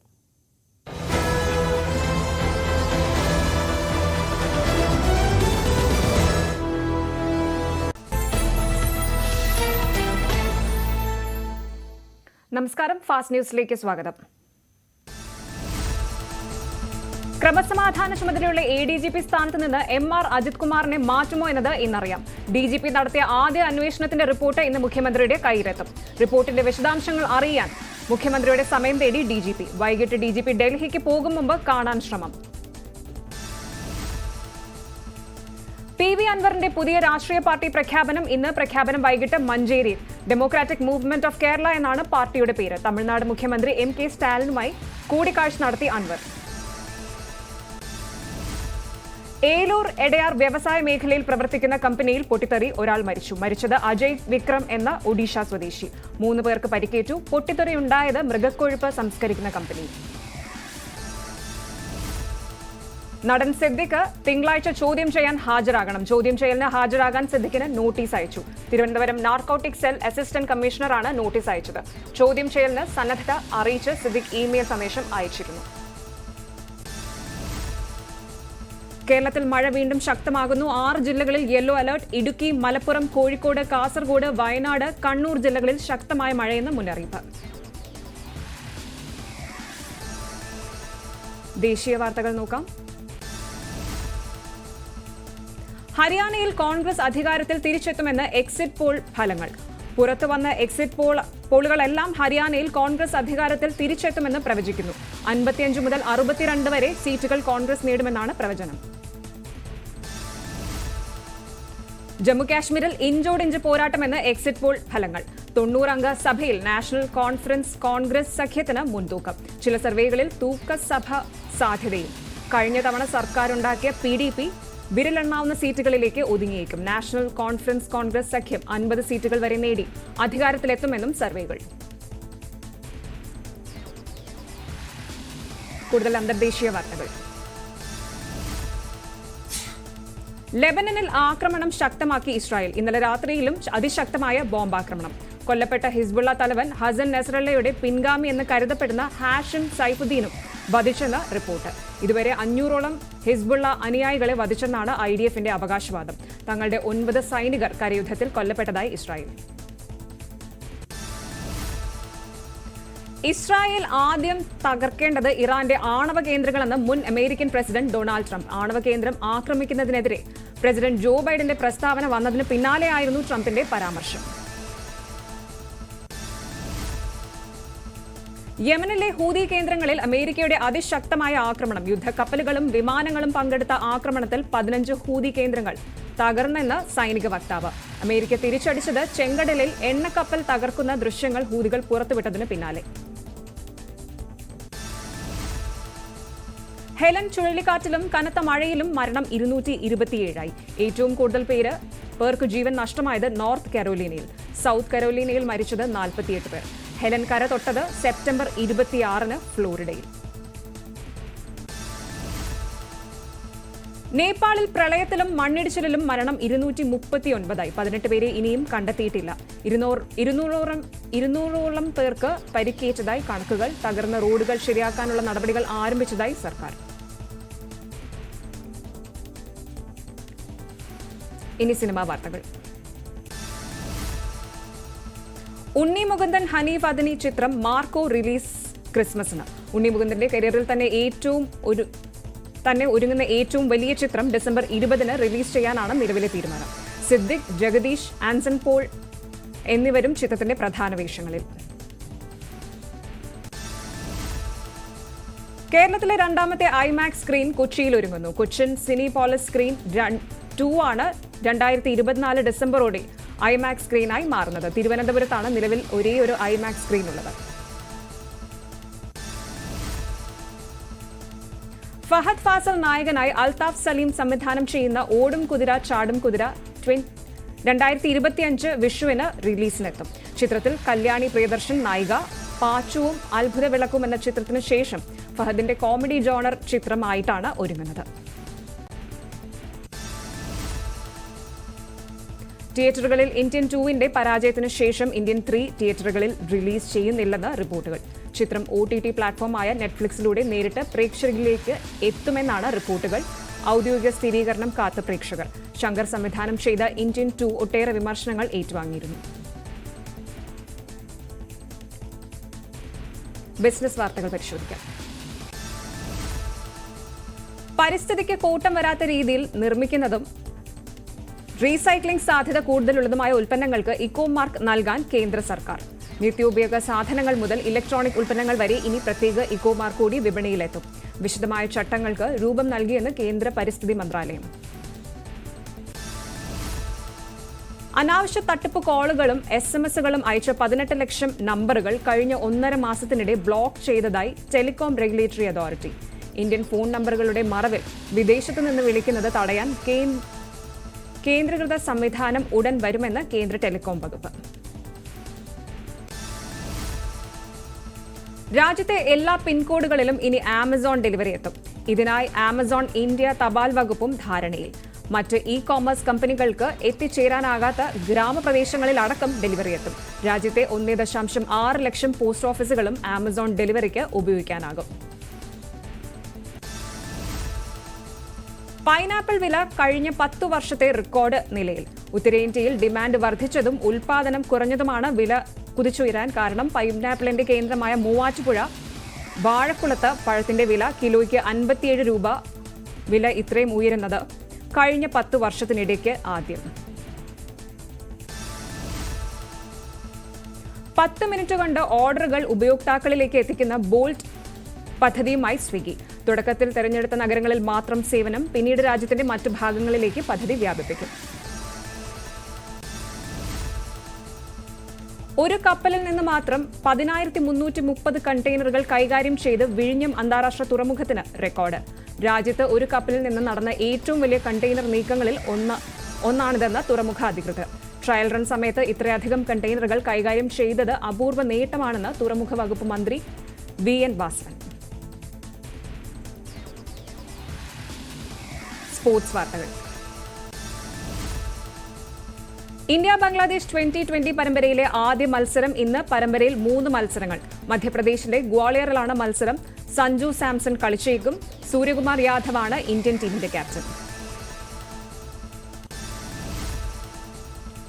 2020 വനിതാ ലോകകപ്പിൽ ഇന്ന് ഇന്ത്യ പാകിസ്ഥാൻ പോരാട്ടം. മത്സരം ഉച്ചകഴിഞ്ഞ് 3:30 ദുബായിൽ. ഹർമൻപ്രീത് കൗർ നയിക്കുന്ന ടീം ഇന്ത്യയ്ക്ക് ഇന്ന് ജയം അനിവാര്യം. ആദ്യ മത്സരത്തിൽ ഇന്ത്യ ന്യൂസിലാൻഡിനോട് 58 റൺസിന് തോറ്റിരുന്നു. വനിതാ 2020 ലോകകപ്പിൽ ബംഗ്ലാദേശിനെതിരെ ഇംഗ്ലണ്ടിന് ജയം. 21 റൺസിനാണ് ഇംഗ്ലണ്ടിന്റെ ജയം. ടോസ് നേടി ബാറ്റിംഗ് തെരഞ്ഞെടുത്ത ഇംഗ്ലണ്ട് നേടിയത് 7 വിക്കറ്റിന് 118 റൺസ്. മറുപടി ബാറ്റിംഗിൽ ബംഗ്ലാദേശ് 97-ന് പുറത്ത്. ലാലിഗയിൽ റയൽ മാഡ്രിഡിന് ജയം. വിയാറലിനെ തോൽപ്പിച്ചതിന് എതിരില്ലാത്ത 2 ഗോളിന്. ഗോൾ നേടിയത് ഫെഡറിക്കോ വാൽവരഡെയും വിനിഷ്യസ് ജൂനിയറും. 9 മത്സരങ്ങളിൽ നിന്ന് 21 പോയിന്റുമായി മാഡ്രിഡ് ലീഗിൽ രണ്ടാമത്. പ്രാദേശികം. ഈ വർഷത്തെ തുഞ്ചൻ വിദ്യാരംഭത്തോടനുബന്ധിച്ചുള്ള കലോത്സവത്തിന് തുടക്കം. 9 ദിവസങ്ങളിലായാണ് തുഞ്ചൻ പറമ്പിൽ കലോത്സവം നടക്കുന്നത്. ചലച്ചിത്ര സംവിധായകൻ രോഹിത് MG കൃഷ്ണൻ ഉദ്ഘാടനം നിർവഹിച്ചു. P നന്ദകുമാർ MLA അധ്യക്ഷത വഹിച്ചു. നവരാത്രി ആഘോഷത്തിന്റെ ഭാഗമായി കൊട്ടാരക്കര അമ്മൻ കോവിൽ നടയിൽ ബൊമ്മക്കൊലു ഒരുക്കി. പ്രപഞ്ചത്തെ പൂജിക്കുന്നതിന്റെ ഭാഗമായാണ് ബൊമ്മക്കൊലു രൂപങ്ങൾ നവരാത്രി ദിനങ്ങളിൽ ഒരുക്കുന്നത്. നവരാത്രി ആഘോഷങ്ങളുടെ ഭാഗമായി കൊട്ടാരക്കരയിൽ വിപുലമായ പരിപാടികൾ. തെക്കൻ കേരളത്തിലെ പ്രധാന സരസ്വതി ക്ഷേത്രമായ തട്ടാരമ്പലം സരസ്വതി ക്ഷേത്രത്തിൽ നവരാത്രി ഉത്സവം ആരംഭിച്ചു. അക്ഷരദേവതാ സമർപ്പണ ഘോഷയാത്രയോടെയാണ് ചടങ്ങുകൾ ആരംഭിച്ചത്. 13-ാം തീയതി വരെയാണ് വിവിധ ചടങ്ങുകളും കലാപരിപാടികളും ഉണ്ടാകും. സംഗീത നൃത്ത ആരാധനയും വരും ദിവസങ്ങളിൽ നടക്കും.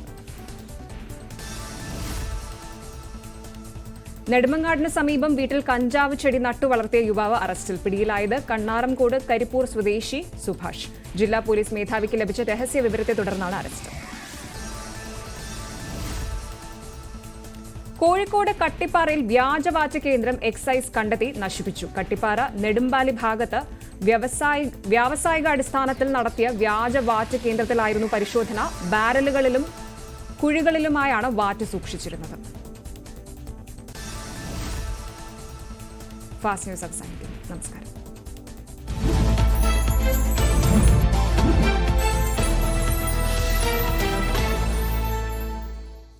Paul, thank you Krishnendu. നമ്മൾ അതിവേഗം ഒട്ടനവധി വാർത്തകൾ നോക്കി വന്നു. ഇനി നമ്മൾ ചില നല്ല കാഴ്ചകളിലേക്കാണ് പോകുന്നത്. പ്രകൃതി ഭംഗിയിൽ ഇടുക്കി എപ്പോഴും ഒരു പടി മുന്നിലാണ് എന്നുള്ളത് പ്രേക്ഷകരോട് എടുത്തു പറയേണ്ട കാര്യമില്ല. അത് നിലനിർത്തുന്നത് ഇടുക്കിയിലെ മൊട്ടക്കുന്നുകളും മലഞ്ചെരിവുകളും ഒക്കെയാണ്. അത്തരത്തിൽ ഏറെ മനോഹരമായ ഒരു പ്രദേശമാണ് ഇടുക്കി കഞ്ഞിക്കുഴി പഞ്ചായത്തിലെ പാലക്കുളം മേടിന്റെ ഒരു ഭാഗം കൂടിയായ മലയണ്ണാമല. ജില്ലാ ആസ്ഥാന മേഖലയിലെ ഏറ്റവും ഉയർന്ന മലകളിൽ ഒന്നാണ് പാൽക്കുളം മേട്. വാഴ്ത്തോപ്പ്, കഞ്ഞിക്കുഴി പഞ്ചായത്തുകളിലായി ഉയർന്നു നിൽക്കുന്ന പാൽക്കുളം മേടിന്റെ പ്രധാന ഭാഗമാണ് മലയണ്ണാമല. ഇവിടെ നിന്ന് നോക്കിയാൽ എണ്ണിത്തീരാത്ത അത്രയും മലകൾ കാണാൻ കഴിയും. ഇതാണ് പ്രദേശത്തിന് ഈ പേര് വരാൻ കാരണം. തെളിഞ്ഞ അന്തരീക്ഷത്തിൽ മൂന്നാറും ചൊക്രമുടിയും ആനമുടിയും ഉൾപ്പെടെ വിദൂരങ്ങളായ മലകൾ കാണാം. മറ്റൊരു ഭാഗത്തേക്ക് നോക്കിയാൽ രാമക്കൽമേടും കമ്പംമേട്ടും ചെല്ലാക്കർകോവിൽ മലനിരകൾ ഉൾപ്പെടെ കല്യാണത്തെണ്ടും മലയണ്ണാമലയിൽ നിന്നുള്ള കാഴ്ചകളാണ്. ഇത് പാൽക്കുളമേടിൻ്റെ ഒരു ഭാഗമാണ് ഈ മലയണ്ണാമല എന്ന് പറയുന്ന സ്ഥലം. നമ്മളിപ്പോൾ നിൽക്കുന്ന സ്ഥലം കഞ്ഞിക്കുഴി പഞ്ചായത്തിൻ്റെ പ്രധാനപ്പെട്ട ഒരു ടൂറിസ്റ്റ് കേന്ദ്രമായിട്ട് വളരെ സാധ്യതയുള്ള സ്ഥലമാണ്. പക്ഷേ ഉദ്യോഗസ്ഥന്മാരുടെയും രാഷ്ട്രീയക്കാരുടെയൊക്കെ ഒരു അനാസ്ഥ കാരണം ഇതിനൊരു വേണ്ട പ്രാധാന്യം കിട്ടുന്നില്ല. ഇപ്പം ഇവിടെ നിന്ന് മറ്റ് എല്ലാ ടൂറിസ്റ്റ് കേന്ദ്രങ്ങളും പോയി കഴിഞ്ഞാൽ നമ്മൾ നിൽക്കുന്ന ഒരു ഏരിയ കുറച്ച് കാണാവുന്നേ ഉള്ളൂ. പക്ഷേ ഇവിടെ നിന്ന് നോക്കി കഴിഞ്ഞാൽ എണ്ണിത്തീർക്കാൻ പറ്റാത്ത അത്രയും മലകളാണ് ഇവിടെ കാണുന്നത്. അതുകൊണ്ടാണ് മലയണ്ണാമല എന്നതിന് പേര് തരാൻ കാരണം. കഞ്ഞിക്കുഴി പഞ്ചായത്തിലെ വാഗച്ചുവട് മുഴുവടി ഭാഗത്തുകൂടി 4 കിലോമീറ്റർ മാത്രം സഞ്ചരിച്ചാൽ മലയണ്ണാമലയിലെത്താം. പാറക്കെട്ടിലൂടെയുള്ള യാത്ര തികച്ചും സാഹസികമാണ്. വിനോദസഞ്ചാര സാധ്യതകൾ ഏറെയുള്ള മലയണ്ണാമലയിലേക്ക് എത്താൻ സഞ്ചാരയോഗ്യമായ റോഡില്ല എന്നത് ഒരു പ്രതിസന്ധിയാണ്. ന്യൂസ് 18 ഇടുക്കി. ഇനി നമ്മൾ ഒരു നല്ല കാഴ്ചയാണ് കാണുന്നത്. നല്ല 2 വ്യക്തിത്വങ്ങളെയാണ് പരിചയപ്പെടാൻ പോകുന്നത്. കീമോ ചികിത്സയ്ക്ക് വിധേയയായ തെരുവു നായയ്ക്ക് കീമോ എന്ന വിളിപ്പേര് നൽകി നായയെ സംരക്ഷിക്കുന്നവരുടെ കഥയാണ് തൊടുപുഴയിൽ നിന്ന് വരുന്നത്. തലയിൽ ട്യൂമർ വന്ന് അവശനിലയിലായ തെരുവു നായയ്ക്ക് ഇടുക്കി അനിമൽ റെസ്ക്യൂ ടീമാണ് രക്ഷകരായത്. സർജറി നടത്തി നായയുടെ ജീവൻ നിലനിർത്തുക മാത്രമല്ല, കീമോ ഉൾപ്പെടെ തുടർ ചികിത്സയും നൽകിക്കൊണ്ടാണ് സംരക്ഷകരായ മഞ്ജുവിന്റെയും കീർത്തിദാസിന്റെയും സഹജീവി സ്നേഹം. വാഗമൺ അഡ്വഞ്ചർ പാർക്കിൽ നിന്നാണ് മഞ്ജുവിനും കീർത്തിദാസിനും ഈ നായയെ ലഭിക്കുന്നത്. ഇവരുടെ കയ്യിൽ കിട്ടുമ്പോൾ തീർത്തും അവശനിലയിലായിരുന്നു നായ. ഏറ്റെടുത്ത ശേഷം തൊടുപുഴയിലെ സ്വകാര്യ മൃഗാശുപത്രിയിൽ ചികിത്സയ്ക്കായി എത്തിച്ചു. മൂക്കിന് സമീപമുള്ള എല്ലിൽ ക്യാൻസർ ബാധിച്ചതായി ഡോക്ടർമാർ അറിയിച്ചു. ആഴ്ചയിൽ 1 തവണ കീമോയും ചെയ്യണം. ചികിത്സയ്ക്കായി വലിയ ചിലവ് വരുമെങ്കിലും മികച്ച ചികിത്സ നൽകാൻ ഇരുവരും തീരുമാനിക്കുകയായിരുന്നു. പിറ്റേ ദിവസം തന്നെ നമ്മൾ സർജറി ചെയ്യേണ്ടത് ഓപ്പൺ സർജറി ആയിരുന്നു. അവൾക്കുള്ള ക്യാൻസർ എന്ന് പറയുന്നത് അവളുടെ മൂക്കിൻ്റെ നടുക്കത്തുള്ള എല്ലിലാണ്, ബോണിലാണ് അവൾക്ക് ക്യാൻസർ വന്നിരിക്കുന്നത്. അപ്പോൾ ബോൺ ക്യാൻസറാണ് നിലവിൽ ഉള്ളത്. അപ്പോൾ അത് മറ്റു ഭാഗങ്ങളിൽ വരാനുള്ള സാധ്യത ഉണ്ട്. അതുകൊണ്ടാണ് നമ്മൾ കീമോയിൽ കണ്ടിന്യൂസ് ചെയ്ത് പോയിക്കൊണ്ടിരിക്കുന്നത്. അപ്പം ആഴ്ചയിൽ ഒരിക്കലാണ് നമുക്ക് കീമോ ചെയ്യേണ്ടത്. സ്വകാര്യ ക്ലിനിക് നടത്തുന്ന ഡോക്ടർ സർജറി ഉൾപ്പെടെ സൗജന്യ ചികിത്സ നൽകാൻ തയ്യാറായി. ഇതേ ഡോക്ടറാണ് കീമോ എന്ന പേരും ഇട്ടത്. നമ്മൾ കീമോ ചെയ്യുന്നതുകൊണ്ട് അവർക്ക് എന്ത് പേരിടണമെന്ന് നമുക്ക് അറിയാൻ മേലാതെ ഇങ്ങനെ ഇരുന്നപ്പോഴാണ് പെട്ടെന്ന് തന്നെ നമ്മുടെ സർജറി ചെയ്യുന്ന സാറ് തന്നെ പറഞ്ഞത് അവർക്ക് നമുക്ക് കീമോ ഇട്ടാലോ എന്ന്. അങ്ങനെയാണ് ഞങ്ങൾ കീമോ ഇട്ടത്. പിന്നെ ഓർക്കാനും വിളിക്കാനും ഒക്കെ എളുപ്പമായിട്ട് നമ്മൾ ഓരോ കുഞ്ഞുങ്ങളെ എടുക്കുന്ന സ്ഥലത്തിൻ്റെ എന്ത് ഇതാണോ അവിടെ വെച്ചാണ് പേരിടാറ്. അപ്പോൾ നമുക്ക് ഇവിടെ കിട്ടിയത് വാഗമൺ അഡ്വഞ്ചർ പാർക്കിൽ നിന്നാണ് കിട്ടിയത്. അവിടുത്തെ സ്റ്റാഫുകൾ വിളിച്ച് പറഞ്ഞതനുസരിച്ച് നമ്മൾ ചെല്ലുകയും ഇവളെ റെസ്ക്യൂ ചെയ്യുകയാണ് ചെയ്തത്. കാരണം എന്ന് വെച്ച് കഴിഞ്ഞാൽ 2 മാസത്തോളമായിട്ട് ഈ കുഞ്ഞ് ഇതുപോലെ വേദന അനുഭവിച്ച് മാറിയിരുന്ന് ഏകാന്തത്തിൽ മാറിയിരുന്ന് ഭയങ്കരമായ രീതിയിൽ കരയുന്നത് കണ്ടിട്ടാണ് അവർ വിഷമം തോന്നിയിട്ടാണ് നമ്മളെ അറിയിച്ചത്. അപ്പം മറ്റു നായ്ക്കൾ പോയി അവളുടെ മൂക്കിൻ്റെ അവിടെ വന്ന് നക്കി കൊടുക്കുകയും അവർക്ക് അവരുടേതായ ട്രീറ്റ്മെൻറ്റുകൾ ചെയ്തുകൊണ്ടിരിക്കുകയാണെന്നാണ് അവർ പറഞ്ഞത്. മഞ്ജുവിന്റെയും കീർത്തിദാസിന്റെയും അടുത്തെത്തിയതോടെ കീമോ എന്ന ഇവൾ ആരോഗ്യവതിയായിരിക്കുകയാണ്. കീമോയെ കൂടാതെ 75ഓളം നായ്ക്കളുടെ സംരക്ഷകർ കൂടിയാണിവർ. ന്യൂസ് 18 ഇടുക്കി. നമ്മൾ ഈ സഹജീവികളെയും നായ്ക്കളെയും തെരുവു നായ്ക്കളെയും ഒക്കെ സ്നേഹിക്കുകയും സംരക്ഷിക്കുകയും ഒക്കെ ചെയ്യുന്ന പല കാഴ്ചകളും കണ്ടിട്ടുണ്ട് കൃഷ്ണേന്ദു. പക്ഷേ ഇപ്പോൾ ഒരു തെരുവു നായ്ക്ക് തലയിൽ ട്യൂമർ വരിക, അത് തിരിച്ചറിയുക, അതിനെ ചികിത്സിക്കുക, സർജറി ഓപ്പൺ സർജറി ചെയ്തു എന്നൊക്കെ അവർ പറഞ്ഞു. അതിനോടൊപ്പം അതിന് ശേഷമുള്ള തുടർ ചികിത്സകളുണ്ടല്ലോ, കീമോ പോലെയുള്ള വളരെ ചിലവേറിയ ചികിത്സകൾ പോലും അവർ ചെയ്തു കൊടുത്ത് അതിനെ സംരക്ഷിക്കുന്ന കാഴ്ച എന്ന് പറയുന്നത് വളരെ അപൂർവമാണ്. എന്തായാലും നമുക്ക് മറ്റൊരു വാർത്തയിലേക്ക് പോകാം അല്ലേ? അതും ഒരു അപൂർവ കാഴ്ച തന്നെയാണ്. കൊല്ലം തൊളിക്കോട് ഗവൺമെന്റ് LP സ്കൂളിലെ അപൂർവ പക്ഷികളുടെ ചിത്ര പ്രദർശനം. ചിറകുള്ള ചങ്ങാതിമാർ എന്ന പേരിലാണ് പ്രദർശനം. പാഠഭാഗവുമായി ബന്ധപ്പെട്ടാണ് അപൂർവ ഇനം പക്ഷികളുടെ ചിത്ര പ്രദർശനം സ്കൂളിൽ സംഘടിപ്പിച്ചത്. പാഠ്യേതര വിഷയങ്ങളിൽ നൂതന ആശയങ്ങൾ ആവിഷ്കരിച്ച് നടപ്പിലാക്കുകയാണ് തൊളിക്കോട് സർക്കാർ LP സ്കൂൾ. കേരളത്തിൽ കണ്ടുവരുന്ന വ്യത്യസ്തമായ നൂറുകണക്കിന് പക്ഷികളുടെ ചിത്രങ്ങൾ അടങ്ങുന്നതാണ് പ്രദർശനം. പുനലൂർ നഗരസഭാ ചെയർപേഴ്സൺ കെ പുഷ്പലത ഉദ്ഘാടനം ചെയ്തു.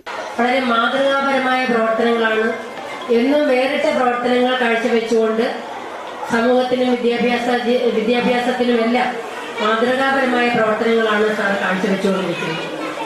അപ്പോൾ അതിന് സാറിനോടൊപ്പം സഹകരിക്കുന്ന നമ്മുടെ അധ്യാപകരും രക്ഷകർത്താക്കളും PTA അടക്കമുള്ള മറ്റ് അംഗങ്ങളുമെല്ലാം അവരോടൊപ്പം തന്നെ സാറിനോടൊപ്പം തന്നെ സഹകരിക്കുന്നത് കൊണ്ടാണ് നമുക്കിതെല്ലാം ചെയ്യാൻ കഴിയുന്നത്. പാഠഭാഗത്തിലെ പക്ഷികളെക്കുറിച്ചുള്ള വിഷയമാണ് പ്രദർശനത്തിന് ആധാരം. അപൂർവങ്ങളായ പക്ഷികളുടെ ഒരു ചിത്ര പ്രദർശനമാണ് ഇന്നിവിടെ സംഘടിപ്പിച്ചിട്ടുള്ളത്. കുട്ടികൾക്ക് വളരെ ആവേശത്തോടു കൂടി അവർ നാളിതുവരെ കണ്ടിട്ടില്ലാത്ത പടചിത്രങ്ങൾ കാണാൻ അവർക്ക് സാധിക്കുന്നുണ്ട്. കാഴ്ചകൾ കുട്ടികൾക്കും കൗതുകമായി. ന്യൂസ് 18 പുനലൂർ. അപ്പോൾ നമ്മൾ ഇനി നമ്മുടെ ഫേവറേറ്റ് സെഗ്മെന്റിലേക്കാണ് കടക്കാൻ പോകുന്നത്, special day segment.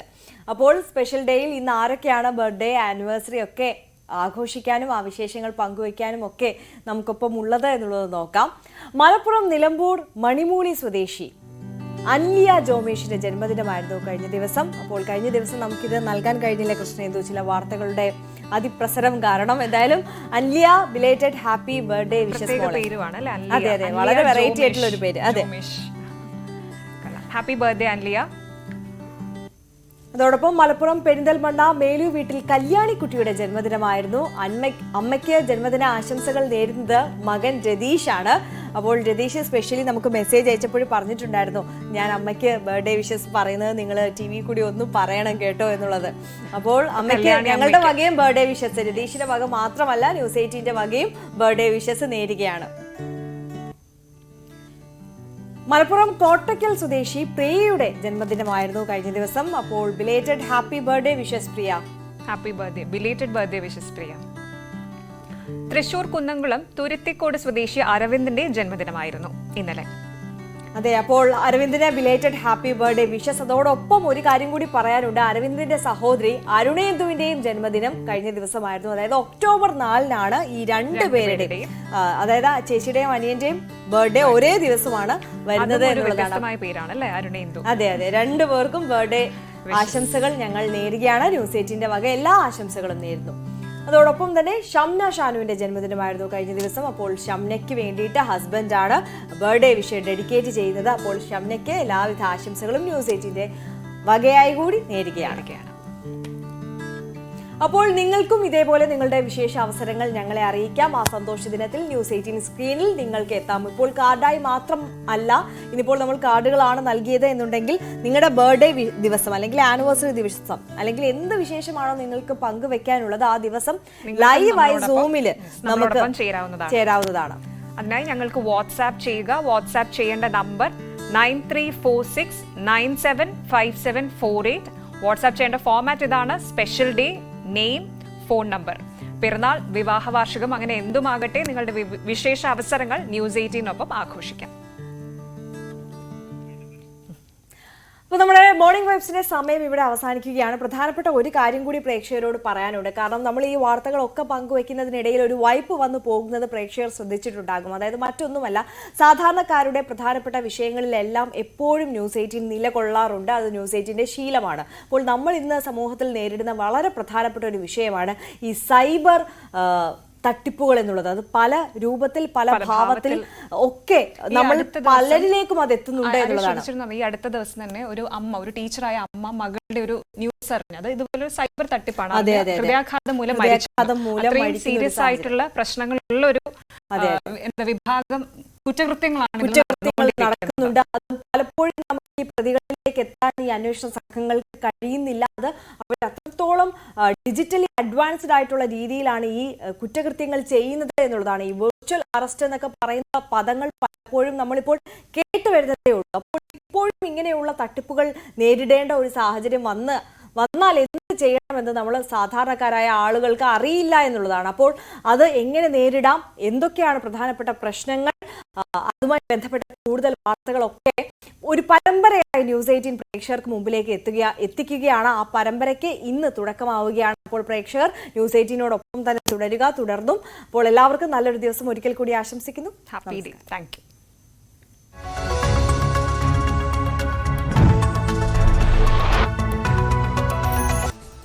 ADGP MR Ajith കുമാറിനെതിരായ അന്വേഷണ റിപ്പോർട്ട് സംസ്ഥാന